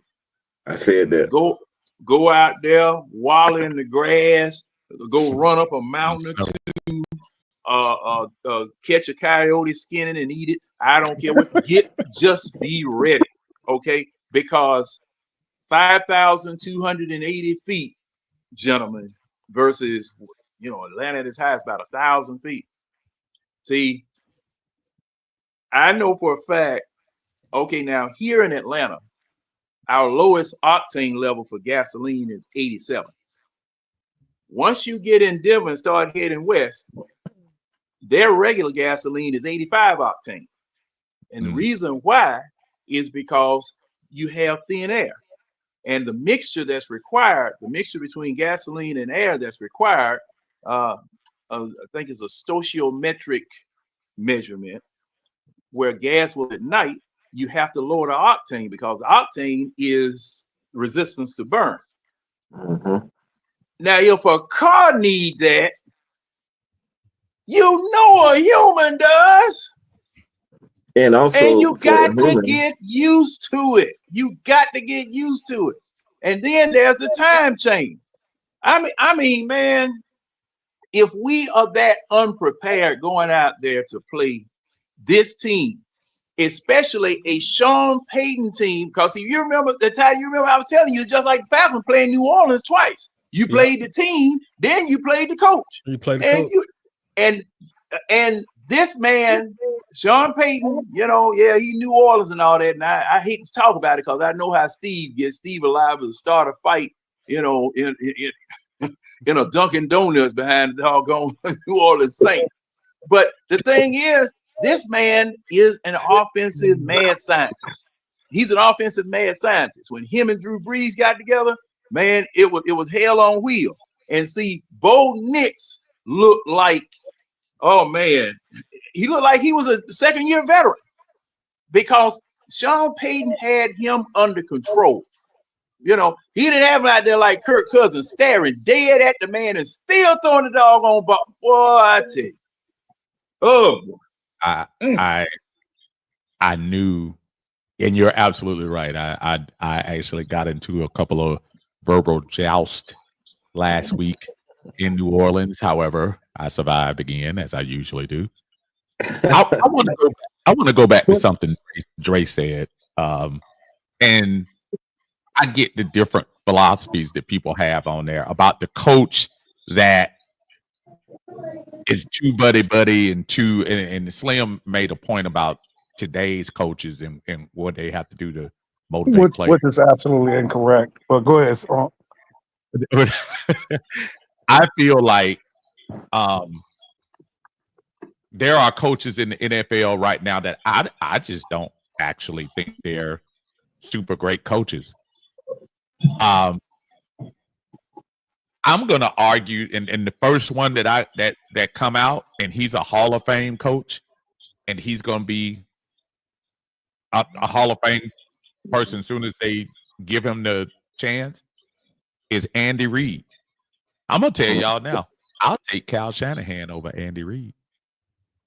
Mm-hmm. I would too. And I know people don't remember this.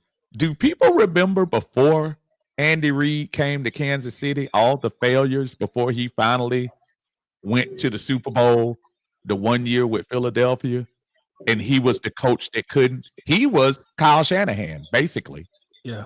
Until Mahomes came along. I'm not sitting here to tell I don't know if I can let you finish that on. We gotta add context. Tell me why. Tell me why Andy Reid is. Tell me right now, this moment, why you consider Andy Reid better than Kyle Shanahan. I'll tell you the automatic reason is Patrick Mahomes. But take Patrick Mahomes out the mix.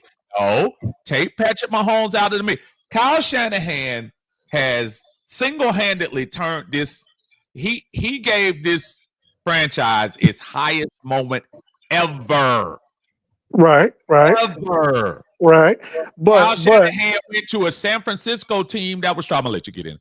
He went to a San Francisco team that was struggling before he got there, and quickly with two different quarterbacks, Garoppolo and a 7th round pick, a pick who, by the way, got picked after Desmond Ridder, and took them to the NFC Championship a couple of times and the Super Bowl last year.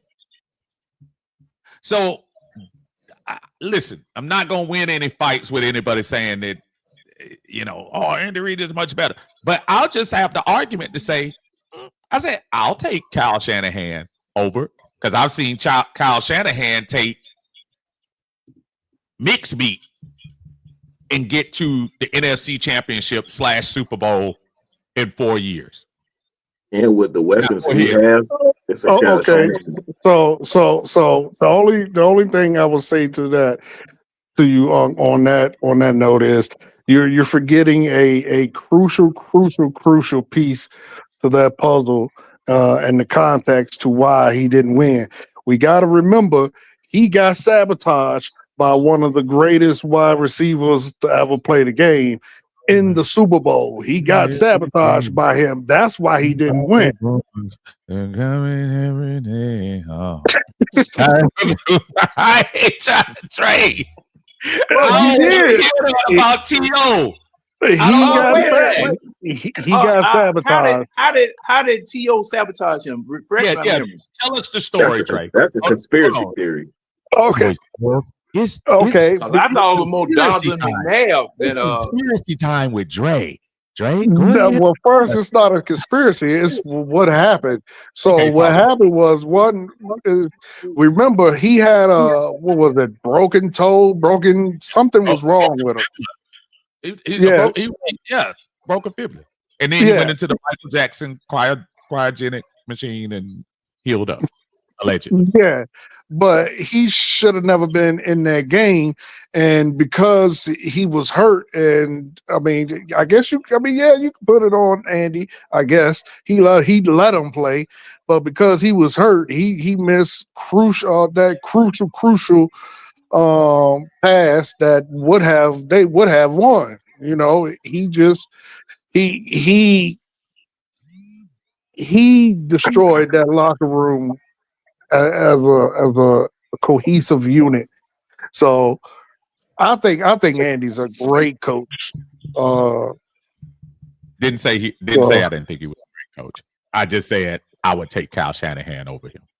Yeah, no, I wouldn't. I would take Kyle Shanahan over Andy Reid because of the weapons we have on this team will probably fit more to a Kyle Shanahan type of playbook than an Andy Reid's type of playbook. Because the thing about Andy Reid's playbook, it is far different than how the Falcons players operate. And so I would probably pick a Kyle Shanahan if I had to choose between them two. Mm-hmm. Just out of curiosity, what you think, Tidy? And keep it in mind that I'm not silly. I know Andy Reid is going to go down as a better coach because of the Super Bowl wins and stuff. But what's your thought on that? Just out of curiosity. Between the two coaches, I would take Kyle over Andy based on what we have and the way the league is going right now. But I definitely would stand next to him in the last 5 minutes of the Super Bowl. I'm gonna stand right next to him.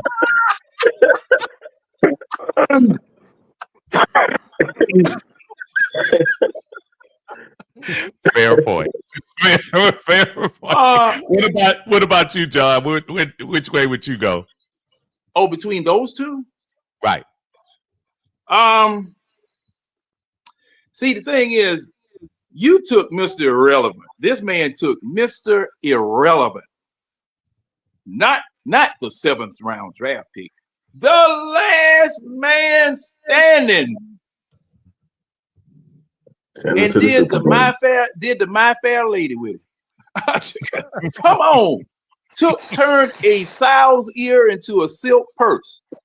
And see, the thing is now, you cannot argue with what he's doing now. You can't argue with him because he's growing. But while he's growing, he going to Super Bowls. He going to NFC Championship last games one while of them. he's growing. And see, I if I may, Steve, talk to me. The gentleman, who is that? Slim. That's right. I keep forgetting Slim name. Slim. Let me take this down. So you can see. I know. I Yeah, got to take yeah. that out. Hey, Steve, I know you can't see to save your life. So and go can't ahead. remember nothing. I know. That's what I'm trying to He say. can't remember nothing. John to be right next to me and say, "Hey, Jim." No, Steve, bro. Oh yeah. I mean, I don't know what you want me to do. Hey, man, I'm on Social Security. But Slim, I want you to listen to something right quick, because you were saying that you can't motivate people a certain way and you can't do certain stuff. And I ain't saying you can't. I said you have to try. I mean, you have to move in different ways. You can't keep using the same thing over and over. But I ain't saying you can't. But I'm talking about a lot of NFL teams. When the party calls for it. When the party calls for it, and I done told you, and I done told you, and I done told you, you get stuff like this here. Yeah, that's different though. You talking about if you have to constantly keep telling the person the same thing, yeah, you're gonna have to get loud then. But if you're talking about hold up, Slam.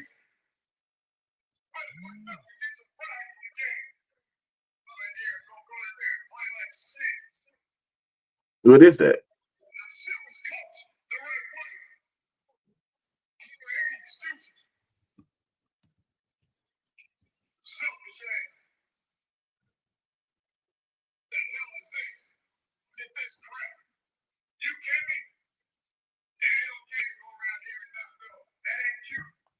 Who is that?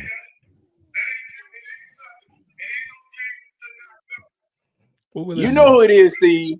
Yeah, I know who it is, and I'm trying to think. Who is it, and when was it?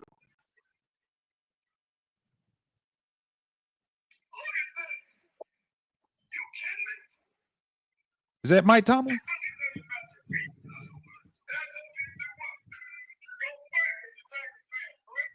I thought that was Full Metal Jacket at first. Or is that Brian Cox? You getting close. Tidy Jones? I think that's Tomlin. I can barely hear it. That's Keith Armstrong, special teams coach during the Hard Knocks, when he was hanging his foot in their behind about how they were playing. Now, see, I like Keith Armstrong. Now, see, but like I said, when the party calls for it, you got to hang foot, because if you out there messing up, and the thing was, they allowed the punter to get knocked down because they weren't half blocking, they weren't following his instructions, and plus the fact they had a meeting about Rashid Hageman as well as Tidy's favorite running back about how he wasn't blocking, about Freeman not blocking. And but the I say thing this is though, that every now and then you got to take a 2x4 and a cat of nine tails and go in that locker room and just don't say a word. Just let the whistles. Let the whistles from the whip. Real quick, John. Real quick. I'll just say this real quick. You just said something very, very key. Locker room. Now, if that stuff is contained in the locker room for players and only a select few people, ain't got no problem with it. But tell them about that cussing on my stream. But I think what people be wanting, our fans be want to see, they be want to see that in an NFL game that we watch, and like that don't really go too well. I don't think anymore in today's NFL. Like if he was to like run him that news like that on TV and everybody seeing it, now you got a big old firestorm. You got some controversy in the locker room. Now locker room again, I'm cool with it, but I don't know if that goes too well in the game with all the cameras on. And another thing, here's the thing: how is Jimmy Lake how is Jimmy Lake gonna be yelling at players? Because with the Armstrong situation, that was players missing assignments. But with Jimmy Lake's situation, it's totally different. He's coaching soft defense. So if anybody needs to get yelled at, it's Jimmy Lake needs to get one yelled at. There's no reason your cornerback is 10, 12 yards away from a wide receiver. any rocket science will look and say, okay, if I do a slant, that cornerback is already out of the play. He's done because he has to make up that yardage. It's about math. You can't make up that yardage, and not to mention the traffic that the cornerback has to get through just to even get to that wide receiver is too messy. This is why Bo Nix and any other quarterback picks the Falcons apart. They take the underneath route and let that player get the yardage themselves. So if anybody needs to get yelled at, it's Jimmy Lake. You so scared to get beat deep that you completely give up the underneath.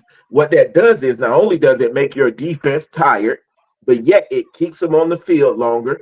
And not only that, they're just going to walk you to the touchdown where they can either get a touchdown or a field goal. And your offense has to literally be perfect to match that because you're not going to have enough time on the field. By you playing so scared, you're really stealing a drive away from your offense because they're going to take it from time of possession. Well, and something else I've got to say too, to Tidy's point. Guess what? This is on YouTube because everybody saw it. Even though it was in a meeting, everybody saw this, you know. And see, my thing is, Tidy, no, I do not condone disrespecting somebody out there on the field. I don't condone doing it. But in the heat of battle, then in the heat of the moment, stuff is gonna happen. Stuff is gonna happen. And to Slim's point, you just talking about the defensive side of the ball. That offensive side of the ball, and as well as the coach getting on the microphone, talking to those people upstairs. See that, you know, I don't know what happens when the camera's on the field. Nobody does. But I look at Mike Tomlin. Mike Tomlin will stop a player that has done something. What was that, Coach? I said I was going to mention Mike Tomlin because he definitely be in hind pox, as the old folks say. He be in hind pox on the field. Yeah, because I still see this snippet of him. There was a man that got into a fight out there on the field. Hey, this ain't just about you now. Pay attention. You know, and the man trying to turn away and walk. Oh, wait a minute. I'm still talking to you. Hold on. This is what you got to do. This is what you got to do. Y'all got to keep in mind, though, with Mike Tomlin, he's from a different era of NFL, and he has a cachet built up within the league where he can do stuff that a Raheem Morris can't do, you know, because he's been there so long. He's with Pittsburgh. He has that all-important ring. And again, he's from a different era. Like if Bill Belichick was still coaching, Bill could do what he want to, you know. But when you have that next generation of coaches coming in, we just talked about Kyle Shanahan. You don't really see Kyle Shanahan like dig into players, you know, on national TV. Like when they do in the locker room, that's different. But as far as that game goes, but you know what? I'm okay with everyone knows I have been talking about him and how I hate that he's a player's coach. I'm okay with him doing it in the locker room. And then people gonna say, well, how do you know he's not? The product on the field is showing that he's not. That's my issue. I don't need to see him rip into people on the field. I don't need to see none of that. I'm cool with him doing it behind closed doors. But I know it's not happening because week in, week out, we're getting stupid penalties every single week. Every single week, we're getting 5, 6, 7, 8, 9, 10 penalties. It's outrageous, which is a lack of discipline, which shows me that he is not putting foot in hind box. Those first two, or in the locker room. Those first two penalties, the holding, and then Drake London cutting up field before the snap. Come on now. Let me say this to that though. Over and over and over. But can you really blame?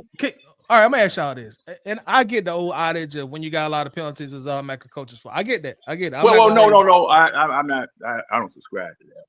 No, I'm Go not going ahead. to argue against that. But my question is, when you bring up the Drake London play, is that really a coaching issue, or is that just a bad error from Drake London? Yeah, that Bad was mental a error. Drake London was Bad trying to mental hurry up and get the ball off because he thought London he had the don't guy beat. normally get penalties, so I'm okay with him getting one every now and then. But when you have the same people getting penalty after penalty after penalty, week after week after week after week, that is a spirit. That is the definition of lack of discipline. That is on a coach, bro. Period. That is on the coach. I agree to an extent. I agree to an extent. Yes, the coach should take some blame for that. But let's look at our last head coach, Arthur Smith.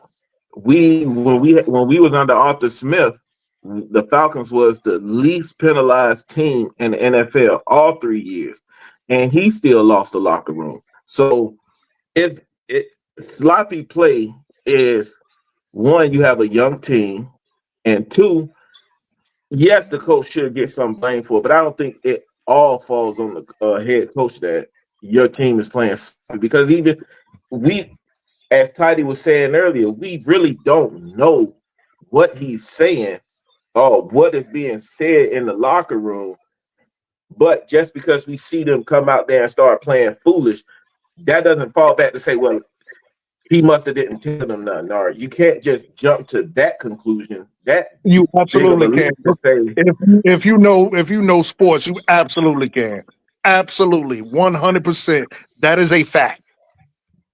Heavy I is think the it's head a big that wears jump. the crown. That is see, I think the heavy head is the coach head gonna that get wears the blamed. crown. The head coach is going to get and should get blamed for his team, because that's the team he put out there on the field. But to say he's not saying nothing to the players, or to say he's not trying to hold players accountable, it's just not. You can't make that conclusion based off the evidence of that scenario. Hey, Uncle Steve, Uncle Steve, Toddy. I know Uncle Steve do. I don't know about you, Toddy. But you got kids. Your kids go out here, go to the store, tear up the store, knock everything off the shelf in the store. First thing people gonna say is, "Oh, that child ain't got no home training." It's true. That's true. Yeah, they're gonna say that, but that's an It's the assumption same thing with based off coaching. of what they're looking at. It's the same thing with coaching. You are the direct reflection of those in charge of you. Oh, okay. With that said, I'm sorry, Steve. No, I'm gonna get this out real quick. Can anybody guess where the Falcons are ranked in penalties right now? Just take a wild guess.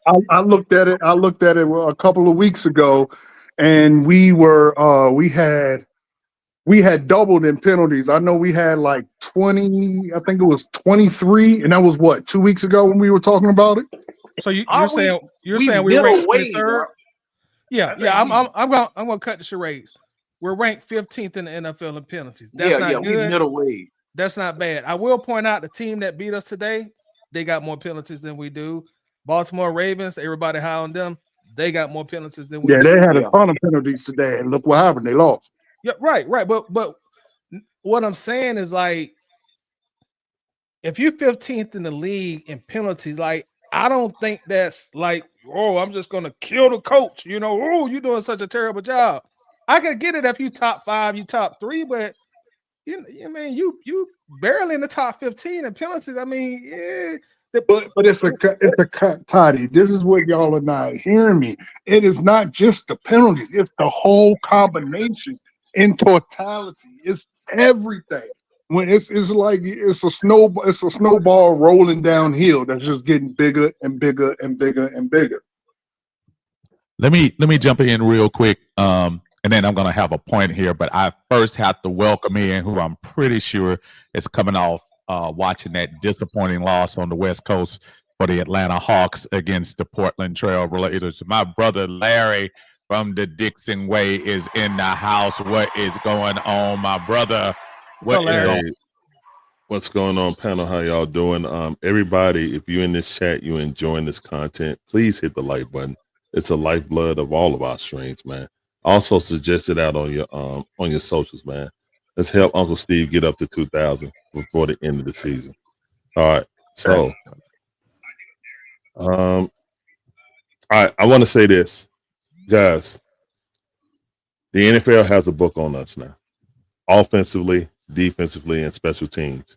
We have rookie coordinators in all three phases, and it's showing. Everything that we've done, the reason why we were able to come back early in the season, but not now, is because everyone has a book on us. We get in certain situations. These are the 4 plays we're most likely going to play. These are the 2 players we're most likely going to go to. Tendencies. We've been up a lot of tendencies that people have the book on us. And instead of playing chess and devising plans, because you know they're going to be game planning and looking at what you like to do, what your tendencies are, we aren't doing that. So now you're seeing the phases of we're getting out coached. And that was a masterclass by Sean Payton and his coaching staff. We got thoroughly out coached. They knew everything we were going to do. We abandoned the run, just like, hey, let's get ahead, you know what I'm saying, by 10, and the Falcons going to abandon the run. And sure enough, well, we don't ever, first of all, we don't ever try to establish a run until we have 2 possessions that we just went 3 and out. Then the next thing we're going to do is run the first time. It's like clockwork. We'll throw the ball first. Hey, we didn't get no yards on that. All right, let's run Bijan right up the middle, out of the shotgun. Yeah, that's real smart. Do we get under the center? No, we don't went away from that. We was doing play action, and that's when Kirk Cousins is most comfortable. But now let's sit him back let's sit this statue 7 yards, 5 yards behind the damn offensive line and say, okay, we got these slow tackles that's supposed to be blocking for him, and he's drifting back into the sack. He's not climbing in the pocket. So everything a stand in the pistol for 90% of the offense is ludicrous with that. It's literally saying you might as well put Penix in the way y'all playing, because you have no option of running the ball when Kirk Cousins is looking straight at there. If you never play action out of it. I have not seen him play action out of the shotgun once. It's either hand it to him. If he turns his back and hand it, it's a run. If he don't, they're blocking. That pass play with Bijan standing in front of him, no chance of handing it off. He might as well bid out on the wing 5 wide. They literally blocked the nose tackle who was just blowing up everything. It was 3 people on him, and then he got sacked that last time. Guys, there's a book out on the Falcons. And what I've been saying after our wins, are we going to learn from our wins? Are we going to say, hey, we won, who else is next, and keep it moving, but not taking a look at what our tendencies are? Right now, that's what I'm questioning. We got a lot of tendencies, and I'm not sure that we've been learning from them after wins. We definitely, these back-to-back losses look the same. It's just the Saints weren't as better coach and better talent than the Denver Broncos. We got demolished on everything. There was no chance for us winning this game from the door. If you fast forward at the beginning of the game and you see what the game plan was, and we went 3 and out to the end of the game, it was the exact same game plan, and we never adjusted. And when we did get some kind of, momentum rolling down the hill, we rolled in the ditch by shooting ourselves in the foot. You know what I'm saying? We just did this one. Who does that fall on, Larry? Who does that fall on? Everything you said is absolutely correct. Who does that fall on? That falls on all the coaches. It's not just Raheem. Like, Raheem isn't going over the right. Hold on, coach. Hold on. Raheem said in his presser, he is not going to be the guy that's overlooking Jimmy Lake. That's Jimmy Lake defense. That's what he said. I got to take the man for his word. You know what I'm saying? Until proven otherwise. Is it going to happen that he's going to take over the defense, kind of like what happened with the Falcons when Dan Quinn had to relieve his duties? This is the first season, so I don't know if that's going to happen. That ain't happening until later on with Dan Quinn. But again, there's a book out on the Falcons right now. and we don't have counters to our tendencies, and that's what's going on right now. And the voices of we want Penix is going to get louder. The voices that we want Jimmy Lake gone are going to get louder, and the voices is Raheem all talk, all bark but no bite is going to happen. This is absolutely the worst scenario that could have happened going into the bye week. We're 6-5 after being 6-3. We've seen this movie before. We feel like we got enough wins to win this sorry division, but right now, our good record was based on playing against the sorriest division in all of football. Okay, and we are 2-5 outside of the division, and that's a comeback against the Phillies, the Philadelphia Eagles. I'm saying the first game. Nobody has a book on us. Now everyone has a book out on us. We are starting to struggle more and more. Everybody talk about this is the worst defensive game we had. But our offense is getting shut the freak down. Like, it's getting shut down, bro. We got 2 field goals. In the second half, it was nothing. And you put Michael Penix in. And then Michael Penix got hurt. I firing everybody on the spot. So thank goodness he didn't get hurt. Yeah, that's it. man. Because I'm rambling right now. That's it. Man. Let me jump in real quick. I apologize. Wow, no, you good. So that was a lot to digest. I'm gonna go back to one point. I do disagree with you. When you said you're right. Sean Payton and his coaching staff did an outstanding job of coaching. Again, they out-coached Atlanta totally today. I do disagree. You said Denver had more talented people than New Orleans. I disagree with that. I think New Orleans is a good coach away from being a 12 to 13 win team. But they're hurt. That's what I'm talking about, Steve. Like, they got a lot of injuries. We do too. I hear you. I'm just saying I did think that Denver out-schemed, out-coached, out-played, out-hustled, out everything Atlanta today. Yeah. We were talking right before you came on, and I don't know if you heard the middle of it, where we were talking about coaching styles. Slim made a point that I was going to go on, but everybody else had kind of gone past. Last year, we were so critical of Arthur Smith, and we probably should have to a lot of extent, because the offense had kind of got stagnant there too, because all you had was a good running game. You didn't have a forward passing game. Yeah. Looking at right now, 2023, this time last year, yes, the Falcons were 5-6. This year, we're 6-5. That's one game flop. Yeah. $180 million quarterback. How much did Mooney get? $39 million over 3 years. 39 over 3. And remember, that was all of our mantras. I think a lot of our mantras were get the quarterback. This team will change. We have gained 1 game since last year. Hey, plus the fact, Steve. Plus the fact somebody posted earlier, I don't know whether you read it or not, that Ritter and Kirk Cousins are tied with interceptions now. 11. I didn't know that, John. Ooh. I spotted it. Somebody commented earlier today, or earlier in your stream, Steve. But you have to consider how many attempts each has. Also, that's a key component. True.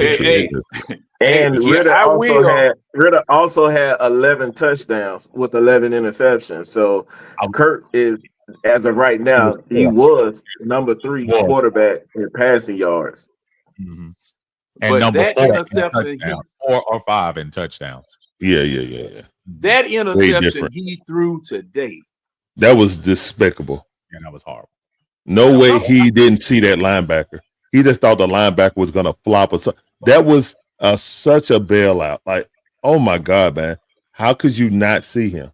It wasn't like you know how when you don't see the linebacker when he cut underneath it because he's not in your line of view? that linebacker was running step for step with him. Like he And just was stood looking. back. Cousins. They were Kirk looking Cousins at is each other. They Kirk were Cousins looking is at a each other. progression quarterback. He's a progression quarterback. A lot of those interceptions is because of most of the time it's timing off. He either gets the ball out too late or he gets the ball out too early. But it in a spot where the player is supposed to get to. Because he doesn't run. Unlike a lot, like if you had a Penix back there, his job would be to run around and extend the play. That's not Kirk Cousins. Kirk Cousins, if you look at his throwing motion, he's trying to help him get that ball out of his hand. And Hey, I Slim, think have you you're watched going to have Penix? to swallow some of those INTs. Slim, No, I got to Slim. disagree with that. No, I mean, no. Hey, Slim. Slim, No, I go want ahead, you to John. go Go ahead. back and watch that interception that he threw because he looked to the right. He was staring. and He was staring at him. Then came back to him.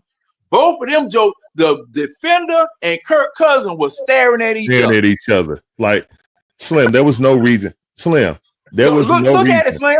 Look to at go it. that. Go back and Look look at at it. He literally was looking in his eyes like, you are the one I never met before. Like it was bad. And to the point, and like for real, like they But just met on Tinder. But that's it a was bad. Kirk Cousins. Some interceptions is something that type of quarterback will do that you would say, God, that was a horrible pass. For instance, look at the play he did when he tried to, instead of giving it to Kyle Pitts, who was open, he tried to, with the Saints, he tried to force feed Drake London and got it picked off by the Honey Badger. We looking at it from a fan's point of view. We looking at it from a fan's point of view like that was horrible. But that's the type of interceptions a quarterback of that that type of style will make because his passes are based off of time. And he even said in his interview, I should have checked it down to Kyle Pitts instead of trying to force feed a Drake London. Yeah, that means he saw the coverage and he threw it anyway. Yeah. No, that's a bad decision. Hold you know on, what I'm saying? of course it's a bad decision. But some INTs, all INTs are not the same. Some INTs you have to, as a player on the team, you have to swallow. We can't expect a quarterback not to throw an interception. So some INTs you have to be like, okay, I understand. We gave that drive up. When so he some admits that he shouldn't have threw that, let it go. he knew he shouldn't have threw it. When he admitted he shouldn't have threw it, he knew he shouldn't have threw it, Slim. You can't get away with that. Oh no, he I know that. I know he shouldn't have threw it. We're gonna disagree with let me that, just brother. rebuttal this part. Right. I know he shouldn't have threw it. I know he shouldn't have threw it because it was a horrible play.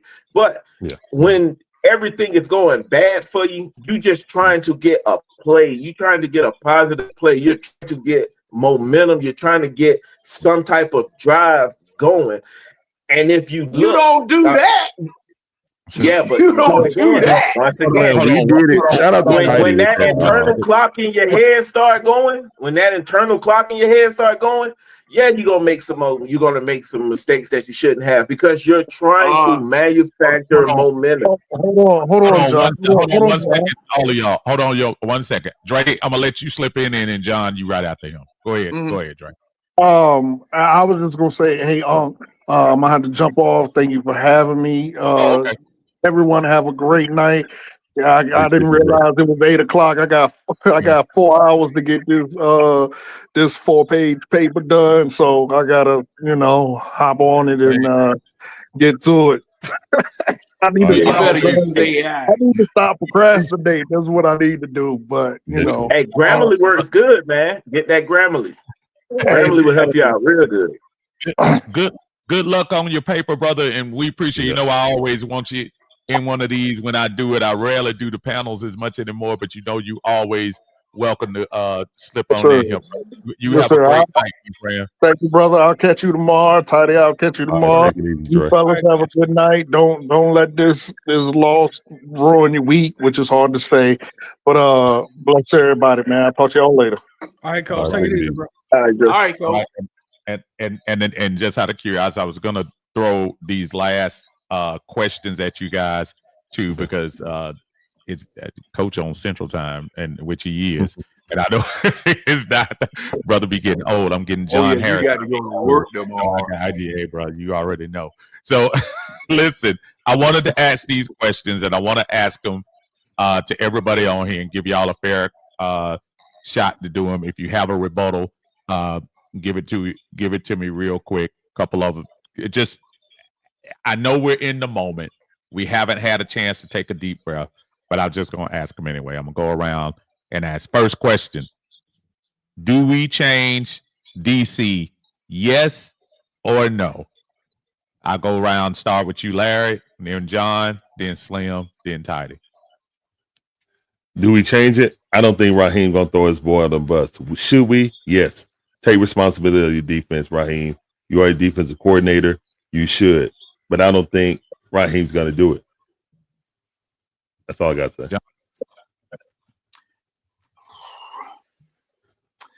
We too far down the path now.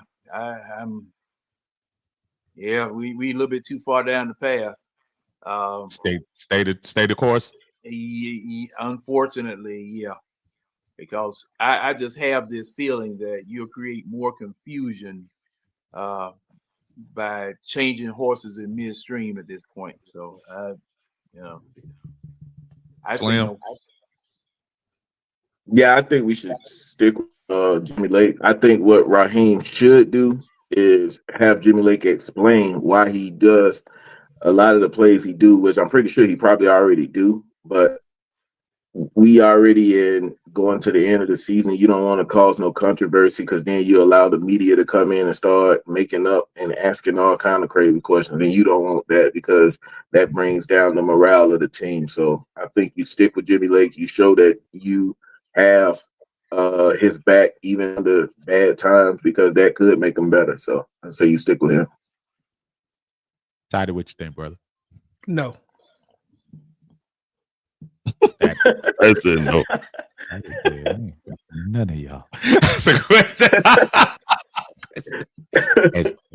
As Jimmy Lake collects cash. What you think, Uncle Steve? What you think, Uncle Steve? I'm in the same mindset as Larry. I don't think Raheem will do it, but I do feel like even if he stays on the team, maybe let someone else give a chance to change up something that's going on. You let a rookie quarterback basically go. This had all the earmarks of Will Levis last year. Yeah. What he did to us against us last year in that Tennessee game that we had no business losing either. Except this was worse. I just no, but I just really feel like someone might need to get in his ear a little bit and just say, "Hey, brother, this ain't working. Maybe you should change it." Question number 2 out of 3. Should we even think about changing quarterbacks? I'm only gonna go for this, and I don't want people to think I'm just being very reactive. I'm thinking of this in terms of, boy, oh boy, when Kurt really is a statue, he is a statue. I'm not saying he doesn't put the ball where it needs to be. I'm not saying he doesn't give you a veteran's presence, but man, a couple of those sacks and a couple of those pressures were just a matter of stepping up and moving to the side. And I know we're eventually going to have to talk about that in probably 25 or 26, but any thought to that at all, or am I to changing quarterbacks at all? Larry, I'm gonna start with you again. No, I would never put Michael Penix behind this offensive line. I'm just being honest. We got a lot of offensive weapons. Also with Zach Robinson calling play calls. If Caleb McGarry is my blind side and how he was giving up sacks today, Penix would have been out on a stretcher. No, because he would have never saw it coming. Oh, you're right. He would have never saw it coming. Yeah. I mean, I'm not even joking, man. Like, that's my future, and that's why I said if Michael Penix would have got a hurt then, and you putting in second and third stringers, fire Raheem, fire everybody. fire Terry, fire everyone. That kid, you did not go and get Jared Verse or his or Fist, which you could have traded back and got both of those. You went and got Michael Penix because you told everyone we feel like we'll never have this be in this position again to get a quality quarterback like this. So that's why we doubling down on it. Everybody said hooray, hooray. But guess what? Now we have no pass rush. Judon's washed. Everybody's washed on the front line. So yeah, that's it. I would not play Penix at all. It's not even a question. Thank goodness we're in the NFC South. I just wanted to piggyback off of something you did. Did y'all? No. You good, Larry? Did y'all see the play near the end? It was kind of funny because I was watching Jake Matthews' reaction. Did y'all see when Devontae Freeman? Ray McLeod missed that block on my man that was coming. Go back and watch it. Y'all watch it. You talking about the chip block? The no chip block? You talking about Jake Matthews was trying to get chip blocks with Ray McLeod, but that dude made a business decision. Dude, Jake Matthews looked behind at him like, brother, what are you doing? Like, look here, man. Did you see that? Did y'all see that? I definitely saw it. And I was like, he beat both of them, right? And I was like, yo, man, this dude just ran through both of them. I was just like, you know what? That's Ray McLeod. It was Ray. Was that the same play with Bijan? Was that the same play that Bijan was pass protecting? Or that was the play after that. My bad. That was the play after that. That was the play. All right. So yeah, when that happened, yeah. I like, come on, man. That's a bad play design having Ray McLeod try to chip block when you can't even have Kyle Pitts. See, that's another. I'm gonna go left, so I don't want to go left. We're gonna keep it here on Pitts. I'm gonna go on a tangent. Go ahead, John. I'm sorry. I'm setting up. I'm gonna put on mute. I know he was. Let me go on mute. But Ray McLeod is like what, 5'2"? He can't block that defender like that. He's all right, John. But Penix or Cousins? Oh, you got to stay with Kirk Cousins. And something I got to say, and I'm going to be brief. Mm-hmm. Weren't we talking about Matt Ryan getting rid of the ball in 2.5 seconds? That was the average time to throw in the NFL. Yeah. Tight end. How many seconds did we clock Kirk Cousins last week? For blocking protection? Yeah, from snap to time to throw. It's like 4.5. Yeah, like 4.5. Yeah. 5 seconds. So this falls dead in the offensive coordinator's lap. Why in the world are you designing plays where this man is standing back here making biscuits, patting the ball? And see, the thing is, I can't really fault the offensive line all the time because you getting 4 and 5 seconds. And then you get 4 and 5 seconds and miss a wide open receiver. You remember that tight last week? He missed the man wide open, no pressure on him. And he throw one of them doggone Charlie Sheen balls from Major League. Come on. Slim, Penix or Cousins? I think you keep Cousins, but what I do say in the offseason is if we not really seeing production from Cousins, you might want to just do a Denver and swallow that cap space and go ahead and start Penix because it ain't going to get any better. So that's what I say. We stick with Penix. I mean, stick with Cousins for this year, but I think his seat for the offseason is starting to get hotter because everybody was had the understanding of we was going with 2 years for Kurt, but if he start going downhill now, you might as well just go ahead and take that shot and go with Penix next year.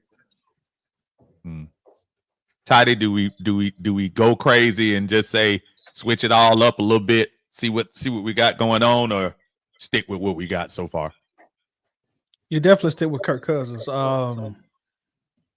far as Raheem Morris go, now's not the time to panic. You got to leave it up to us fans to panic. No matter how anybody feel about it, we're 6-5. Kirk Cousins has not played bad enough to get benched. I get it. The last 2 games have not been ideal, but he hasn't played bad enough to get benched. And also another component, you got to worry about how them vets in that locker room feel about that. If you bench Kirk Cousins and you bring in Penix and you still lose, Terry Fontenot's probably gone. Raheem Moore's probably gone. So no, you got to ride with Kirk. That's 100 million reasons say you got to ride with Kirk. That I agree. And folks, we're gonna end it up on this last question here. I know this was horrible on the backs of losing to your rival team. We are 6-5. That the records don't lie. We are 2 games up, no matter how you slice it. Actually, to be honest with you, we need to start peeking the eye on New Orleans more than we are Tampa now, because New Orleans is the team that has the split with us, as opposed to Tampa Bay, that at least we have the sweep over them. As it stands right now, trying your best, and I know it's hard, to take the emotions of today's debacle out. Playoffs or no playoffs right now? Do you think this still is a team that will make the playoffs? Include everything, include the schedule we have, include the schedule that Tampa and New Orleans have. Do you think we are still playoff bound, Larry? Let John go first. I got to look at Tampa Bay schedule.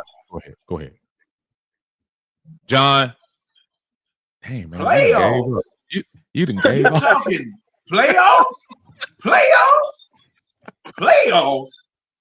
We just need to try to win a game. We're there. The playoffs. We in that same predicament. Playoffs. Playoffs don't come one way or the other. Man, we got to win a game. 2 in a row. The second one in embarrassing, humiliating, palpitating fashion. I mean, just. But one way or the other, we're in the NFC South, and somebody's got to win it. And you're 2 games, no matter how you slice it, you're 2 games up with 7 games left. I'm sorry, with 6 games left. Yeah, you're saying no. You're right. You're saying no. Steve, you're right. But man, that's just like putting a new coat of paint on a tombstone. What's that gonna do for the man inside? Man, as we found out a couple of years ago, 8 and 9 teams can make the playoffs. Oh so yeah, it is what it is. Slim, at this time, standing right now, Atlanta Falcons 6-5, 2 games up in the NFC South. Do we make the playoffs? Yes, I still think we are a strong contender for the playoffs because we got 6 games left, and if we split that, we would actually knock out the Bucks and the Saints, regardless of their schedule, because we got the sweep with them. And if we have the Giants, Raiders, and Panthers, who are all downhill, so if we split these last 6 games, we will make the playoffs. Regardless if we walk in with a 9-win record, we still in there. So by the math, the way it's looking now, granted, with Falcons, I won't count any game as a win, especially after we start happening with the Saints. But if we can split these last 6 games, we should be playoff bound. Okay, yeah, go ahead. Go ahead, Larry. All right. So looking at the schedule, just for the record, Larry, I saw the schedule too. So yeah. Trust me, I kind of saw the look in your eye when you were looking to see, because it's kind of interesting if you look at what Tampa got left. Yeah. All right, let's go over this, guys. The Falcons schedule. All right, so Tampa Bay, first of all, Tampa Bay has the Giants next. Then they had the Panthers. Then they had the Raiders. Then they had the Chargers, the Cowboys, the Panthers, the Saints. So 5 of those games, they definitely can win. Yeah. 5 of those games they definitely can win. Giants, Panthers, Raiders. They add the Chargers, so that's going to be hard for them. But the Cowboys is a dumpster fire. They can be 4 out of 5 on that. And then got the Panthers and then Saints. Now the Saints did split with us, but they got to go basically 7-1 at the end of the season, and we got to go 3-4 for them to win the division. Right.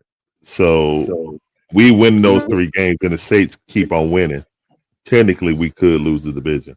Okay, so that's technically, but the Saints will have to go on a hellacious run. Like how bad they're, 7 games, they got to win 7 games. Right. So it's unlikely. I think we still win this division. We do have games with the Giants, the Raiders, and the Panthers left. Those are the ones that I would feel confident about winning. But again, we got the Chargers coming here. Then we go to the Vikings. We got the Raiders. And that's an away game. And away games are away games, guys. NFL is hard. Playing an away game, it's not easy just because we play against the Jets the Giants, or you know what I'm saying, or play against the Raiders. We in Vegas. This team act like it don't know what it want to do on the road. I mean, we're 2-5 on the road. I'm not counting any road game. You feel me? I mean, to be honest. So yes, we make it 9-7. Man, my prediction wrong, but if we make it, we host a playoff game, and that's kind of what Arthur Blank wanted before he passed, is get a well, not put that out there, but I'm just saying he want to see games in the bins that's meaningful. You know what I'm saying? I'm sorry about that. I ain't mean to put that out there. It's not trying to kill Arthur Blank. Yeah, no. No, we're not trying to do that at all. But yeah, I think how much we won at the beginning of the season, all we need to do is win 3 more games. If we don't win this division with that big of a lead, and I know Terry won't be retained. He don't have an extension, but there'll be serious talk about Raheem. I don't think they will up and do it just because of the optics. It would look really bad after giving Arthur Smith, 3 years to try to figure it out, and then have so much praise for him after he left that I don't think that Arthur Blank, the optics of it, of firing him, but his seat would be much harder than what Arthur Smith ever was in the second season, period, point blank. So, yeah, we better win the division. Tidy, what do you say? I know we've had conversations. We've gone through all the prediction at the beginning of the year. Now we know kind of what these teams are. Everybody, Slim has made the point. Larry's made the point about that last schedule. You can't help but to be a little optimistic. Giants, Raiders, Panthers. But looking at the way we played it the last couple of weeks, we shouldn't be taking anything for granted. What do you think right now as it goes, Toddy, as far as Falcons playoffs are not going to make the playoffs? I'll say this: this was one outside of the first 3 games. This was probably the most unfavorable part of the schedule. Although you could say New Orleans was a dumpster fire, we should have ran through them. It's still New Orleans in New Orleans. True. As I said the other night, if you've been following this franchise last 20, 25 years, you know how hard it is for the Falcons to win there, no matter how bad they are, no matter how good we are. So you go play in New Orleans on the road. You come back to Atlanta, get back on the plane. You got to go to Denver on the road, back-to-back games. So, it was tough. I still feel like we should have won one of them, but it was tough for the team. But to answer your question, this team will make the playoffs this year. I got us winning at least 4 games of these last 6. So 10-7. My prediction going into the season was 11-6, but I'm still sticking with my prediction. I ain't changing my prediction, but I see us winning 10 games. Okay. For the record, I think it is so hard after what we saw today to even be, to John's point, even mentioning playoffs. But they put the divisions there. I'm sorry we happen to be in the NFC South, but it is what it is. As Larry said, Tampa Bay's schedule is favorable, but having that sweep over them helps. I'm looking at the Saints schedule as we go right now. The Saints, they have the Rams, Giants, Commanders, Packers, Raiders, and then Buccaneers at the end of the season. As much as the Saints probably have a closer shot to getting us, that's more of a gauntlet than what Tampa Bay is ever going to have. So I'm going to go with us making the playoffs too. It might not be pretty, folks. And matter of fact, we might even slip in at 9-8, but I still do feel like Atlanta's going to have what they have to make it into the playoffs. Fellas, I have really appreciated it. I'm going to let everyone go around the horn and tell where you are online. I appreciate everyone joining me today. It's been a long time since we've done a panel on Uncle Steve's Lounge, but I felt like today going into the bye week with the nastiness of this game, I just felt like having some folks on here to talk about it was just what we needed today to feel better about life. But everybody else, please, before you leave, make sure you hit the like button. If you haven't subscribed, go ahead and subscribe. I appreciate it. Larry, I'm going to start with you, my brother. Tell everybody where you are and what you've been up to, bro. All right. Thank you for having me on the platform, as always. Great content, as always. My name is Larry, one half of the Dixon Way. My beautiful wife, Shonda's the other half. We try to provide service for Atlanta fans to give like commentary for all your favorite sports teams. You know what I'm saying? Maybe not, but one of them at least, hopefully. You know, Braves, Hawks, Falcons, Bulldogs, even my white Gators. And yeah, if you don't like the national coverage of the game, then tune us in, turn your TV down, turn up the Dixon Way. That's the motto. We try to be informative and entertaining all at the same time. But yeah, that's what we do, man. Let's check us out. And the tag is the _ Dixon _ way. So there we go on YouTube, TikTok, Twitch, Rumble, and Twitter. I've said this before, and I'm gonna keep saying it to everybody. There is no better platform to watch Atlanta sports or local sports and be on to watch on TV, turn that crap down and go to the Dixon Way. I thoroughly enjoyed a couple of weeks ago when Georgia played Florida to hear him and Miss Shonda go back and forth. I know she's happy about yesterday's win that they did yesterday, but just to see the emotions of a fan as we're going through the game, you don't get it as much as you get it on the Dixon Way, and I mean that. And I'm so proud of what they do over there at the Dixon Way, because I remember again when Shin Blanca was running the oh, look, and we'd be sitting up here talking so much junk, and it's so cool to see where you've grown, brother. Is amazing, brother. I really am proud of what you've done and proud of where you're going. Man. And appreciate it. Yeah, man. I mean, it's just been a blessing. I'm glad that our Falcon community is actually receptive to it. You know, me sitting here screaming at the TV and people watching us screaming at the TV. I mean, I didn't think nobody watching, but I mean, I'm sitting here watching, so hell, cut on the camera. Basically. I mean, I can't come to your house and sit there and talk with the game, so might as well come on the stream. We can all enjoy it together. That's why I look at it. You know what I'm saying? Yeah, appreciate you, man. Appreciate you. And yeah, guys, Uncle Steve definitely was an inspiration for me even doing this. Just like we sit there and talk about it all the time. I'm like, well, damn, I'm gonna look at it, and then I say, well, let me cut it on and see if we're gonna talk with people during the game about it and see if they see what I see. Am I crazy? You know what I'm saying? And that's just how it started. So yeah, appreciate y'all, man. For real. But Larry is something else, man. On the contrast, if you want that old school feel, that gritty, grindy, what did he say? Put some foots into your behinds type of talk on there. that go out to the backyard and grandma, I'm gonna grab a switch to beat my own behind type talk. go to my Geritol friend, my one, my buddy, my pal.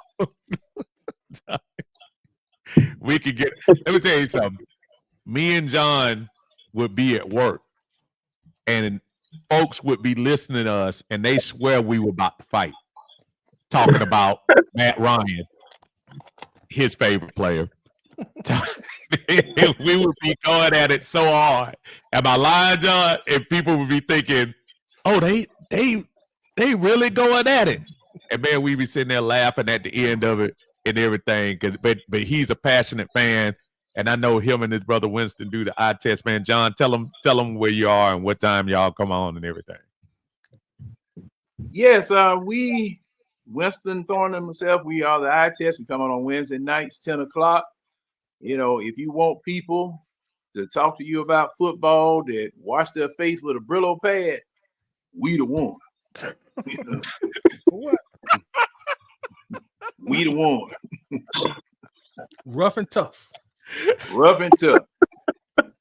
You know, we take it into the early morning for those people who can stay up Wednesday nights and can come in and talk about it. You know, we I welcome watch you. y'all the next morning. Yeah. And, you know, after the dust is settled, well, I guess nobody got killed on that show. We'll bank on next week. But, you know, it's a lot of fun. And, you know, like Steve said, man, you know, when we would get to talking about various things, you know, at work or whatever, people be looking at us kind of crazy, but because, you know, we really got into it. And when Steve decided to start Uncle Steve's Sports Lounge on Facebook, and you know, he was gracious enough to invite me. I said, hey man, let's get it done. Let's get it done. Same thing with Winston, you know, when he finally asked me, and you know, with inspiration from Tidy and various other people, you know, we just do what we do. We just crank it up, set the cruise control, get it up to 80, and just kick back. If we tear up a McDonald's, hey, I'll call you when I get home. You know? Hey, John, some of us old school fans want to know what happened to the 5-inch TV that was behind your chair that was right there. It's still here. I'm watching it now. Hey man, I don't never throw nothing away, man. Never throw nothing away. Oh, John, you ain't gonna be on the episode of Hoarders now. Yeah, we can't. Hey, we that close.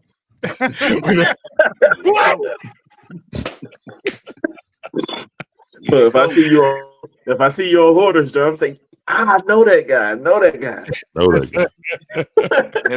I'm gonna show you every PlayStation, Sega Genesis, and whatever game system there was. I bought them. I'm saving them. There you go. Ain't nothing wrong with that. You ain't gonna be fighting them folks, telling them to get out your house, are you? You know how they do. Depending on how they come in. Slim, we see you on all the panels, man. We appreciate you always coming in. I know it's been a while since you've been on Uncle Steve's Lounge. Yeah, man.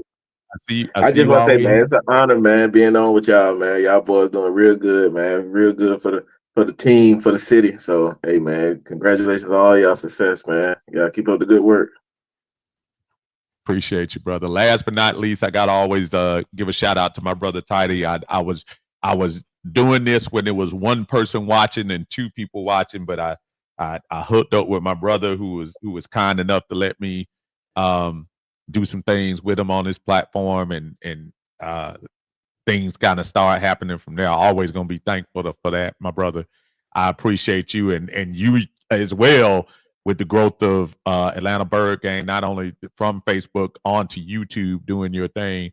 Again, just proud to can say I knew you in this thing. So I just appreciate you for real and what you've done for that. So I know this turned into like an award show, right? I appreciate y'all. Thank God. Thank my crew. Middle Georgia, we did it. Middle Georgia. Speaking of which, is Warner Roberts win this weekend? I don't know.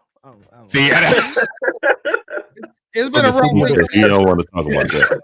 For the city of Atlanta, Douglas High School did make it to the next round. Tidy, tell everybody where you at, my brother. Yeah, and also, Steve, I want to say thank you for bringing me on, man. It had been a moment since we had been on at the same time, and then like this last week, we came together 2 times in like a few days, I believe. So crazy, right? Yeah. It's the first time all 3 of us been on, ain't it? It may be. I think it's the first time. I think it's the first time all 3 of us been on at the same time. Yeah, it might be. It may be. Yeah. So, but, you know, Oh, ABG gang. Yeah, You know, feel like old times, man. The old Yes, guys get sir. back together back, you know, and when Larry just wanted to 5 Dimension every show. So Yep. Yep. Hey man, so it feels good to be among the elite. You know, shout out to my guy Slim, also always coming through with some outstanding commentary. You know, but yeah, you can find me here at Atlanta Bird Gang is right by my name on YouTube and also Facebook. It's been an extreme pleasure, guys, and once again, thank you for having me, Steve.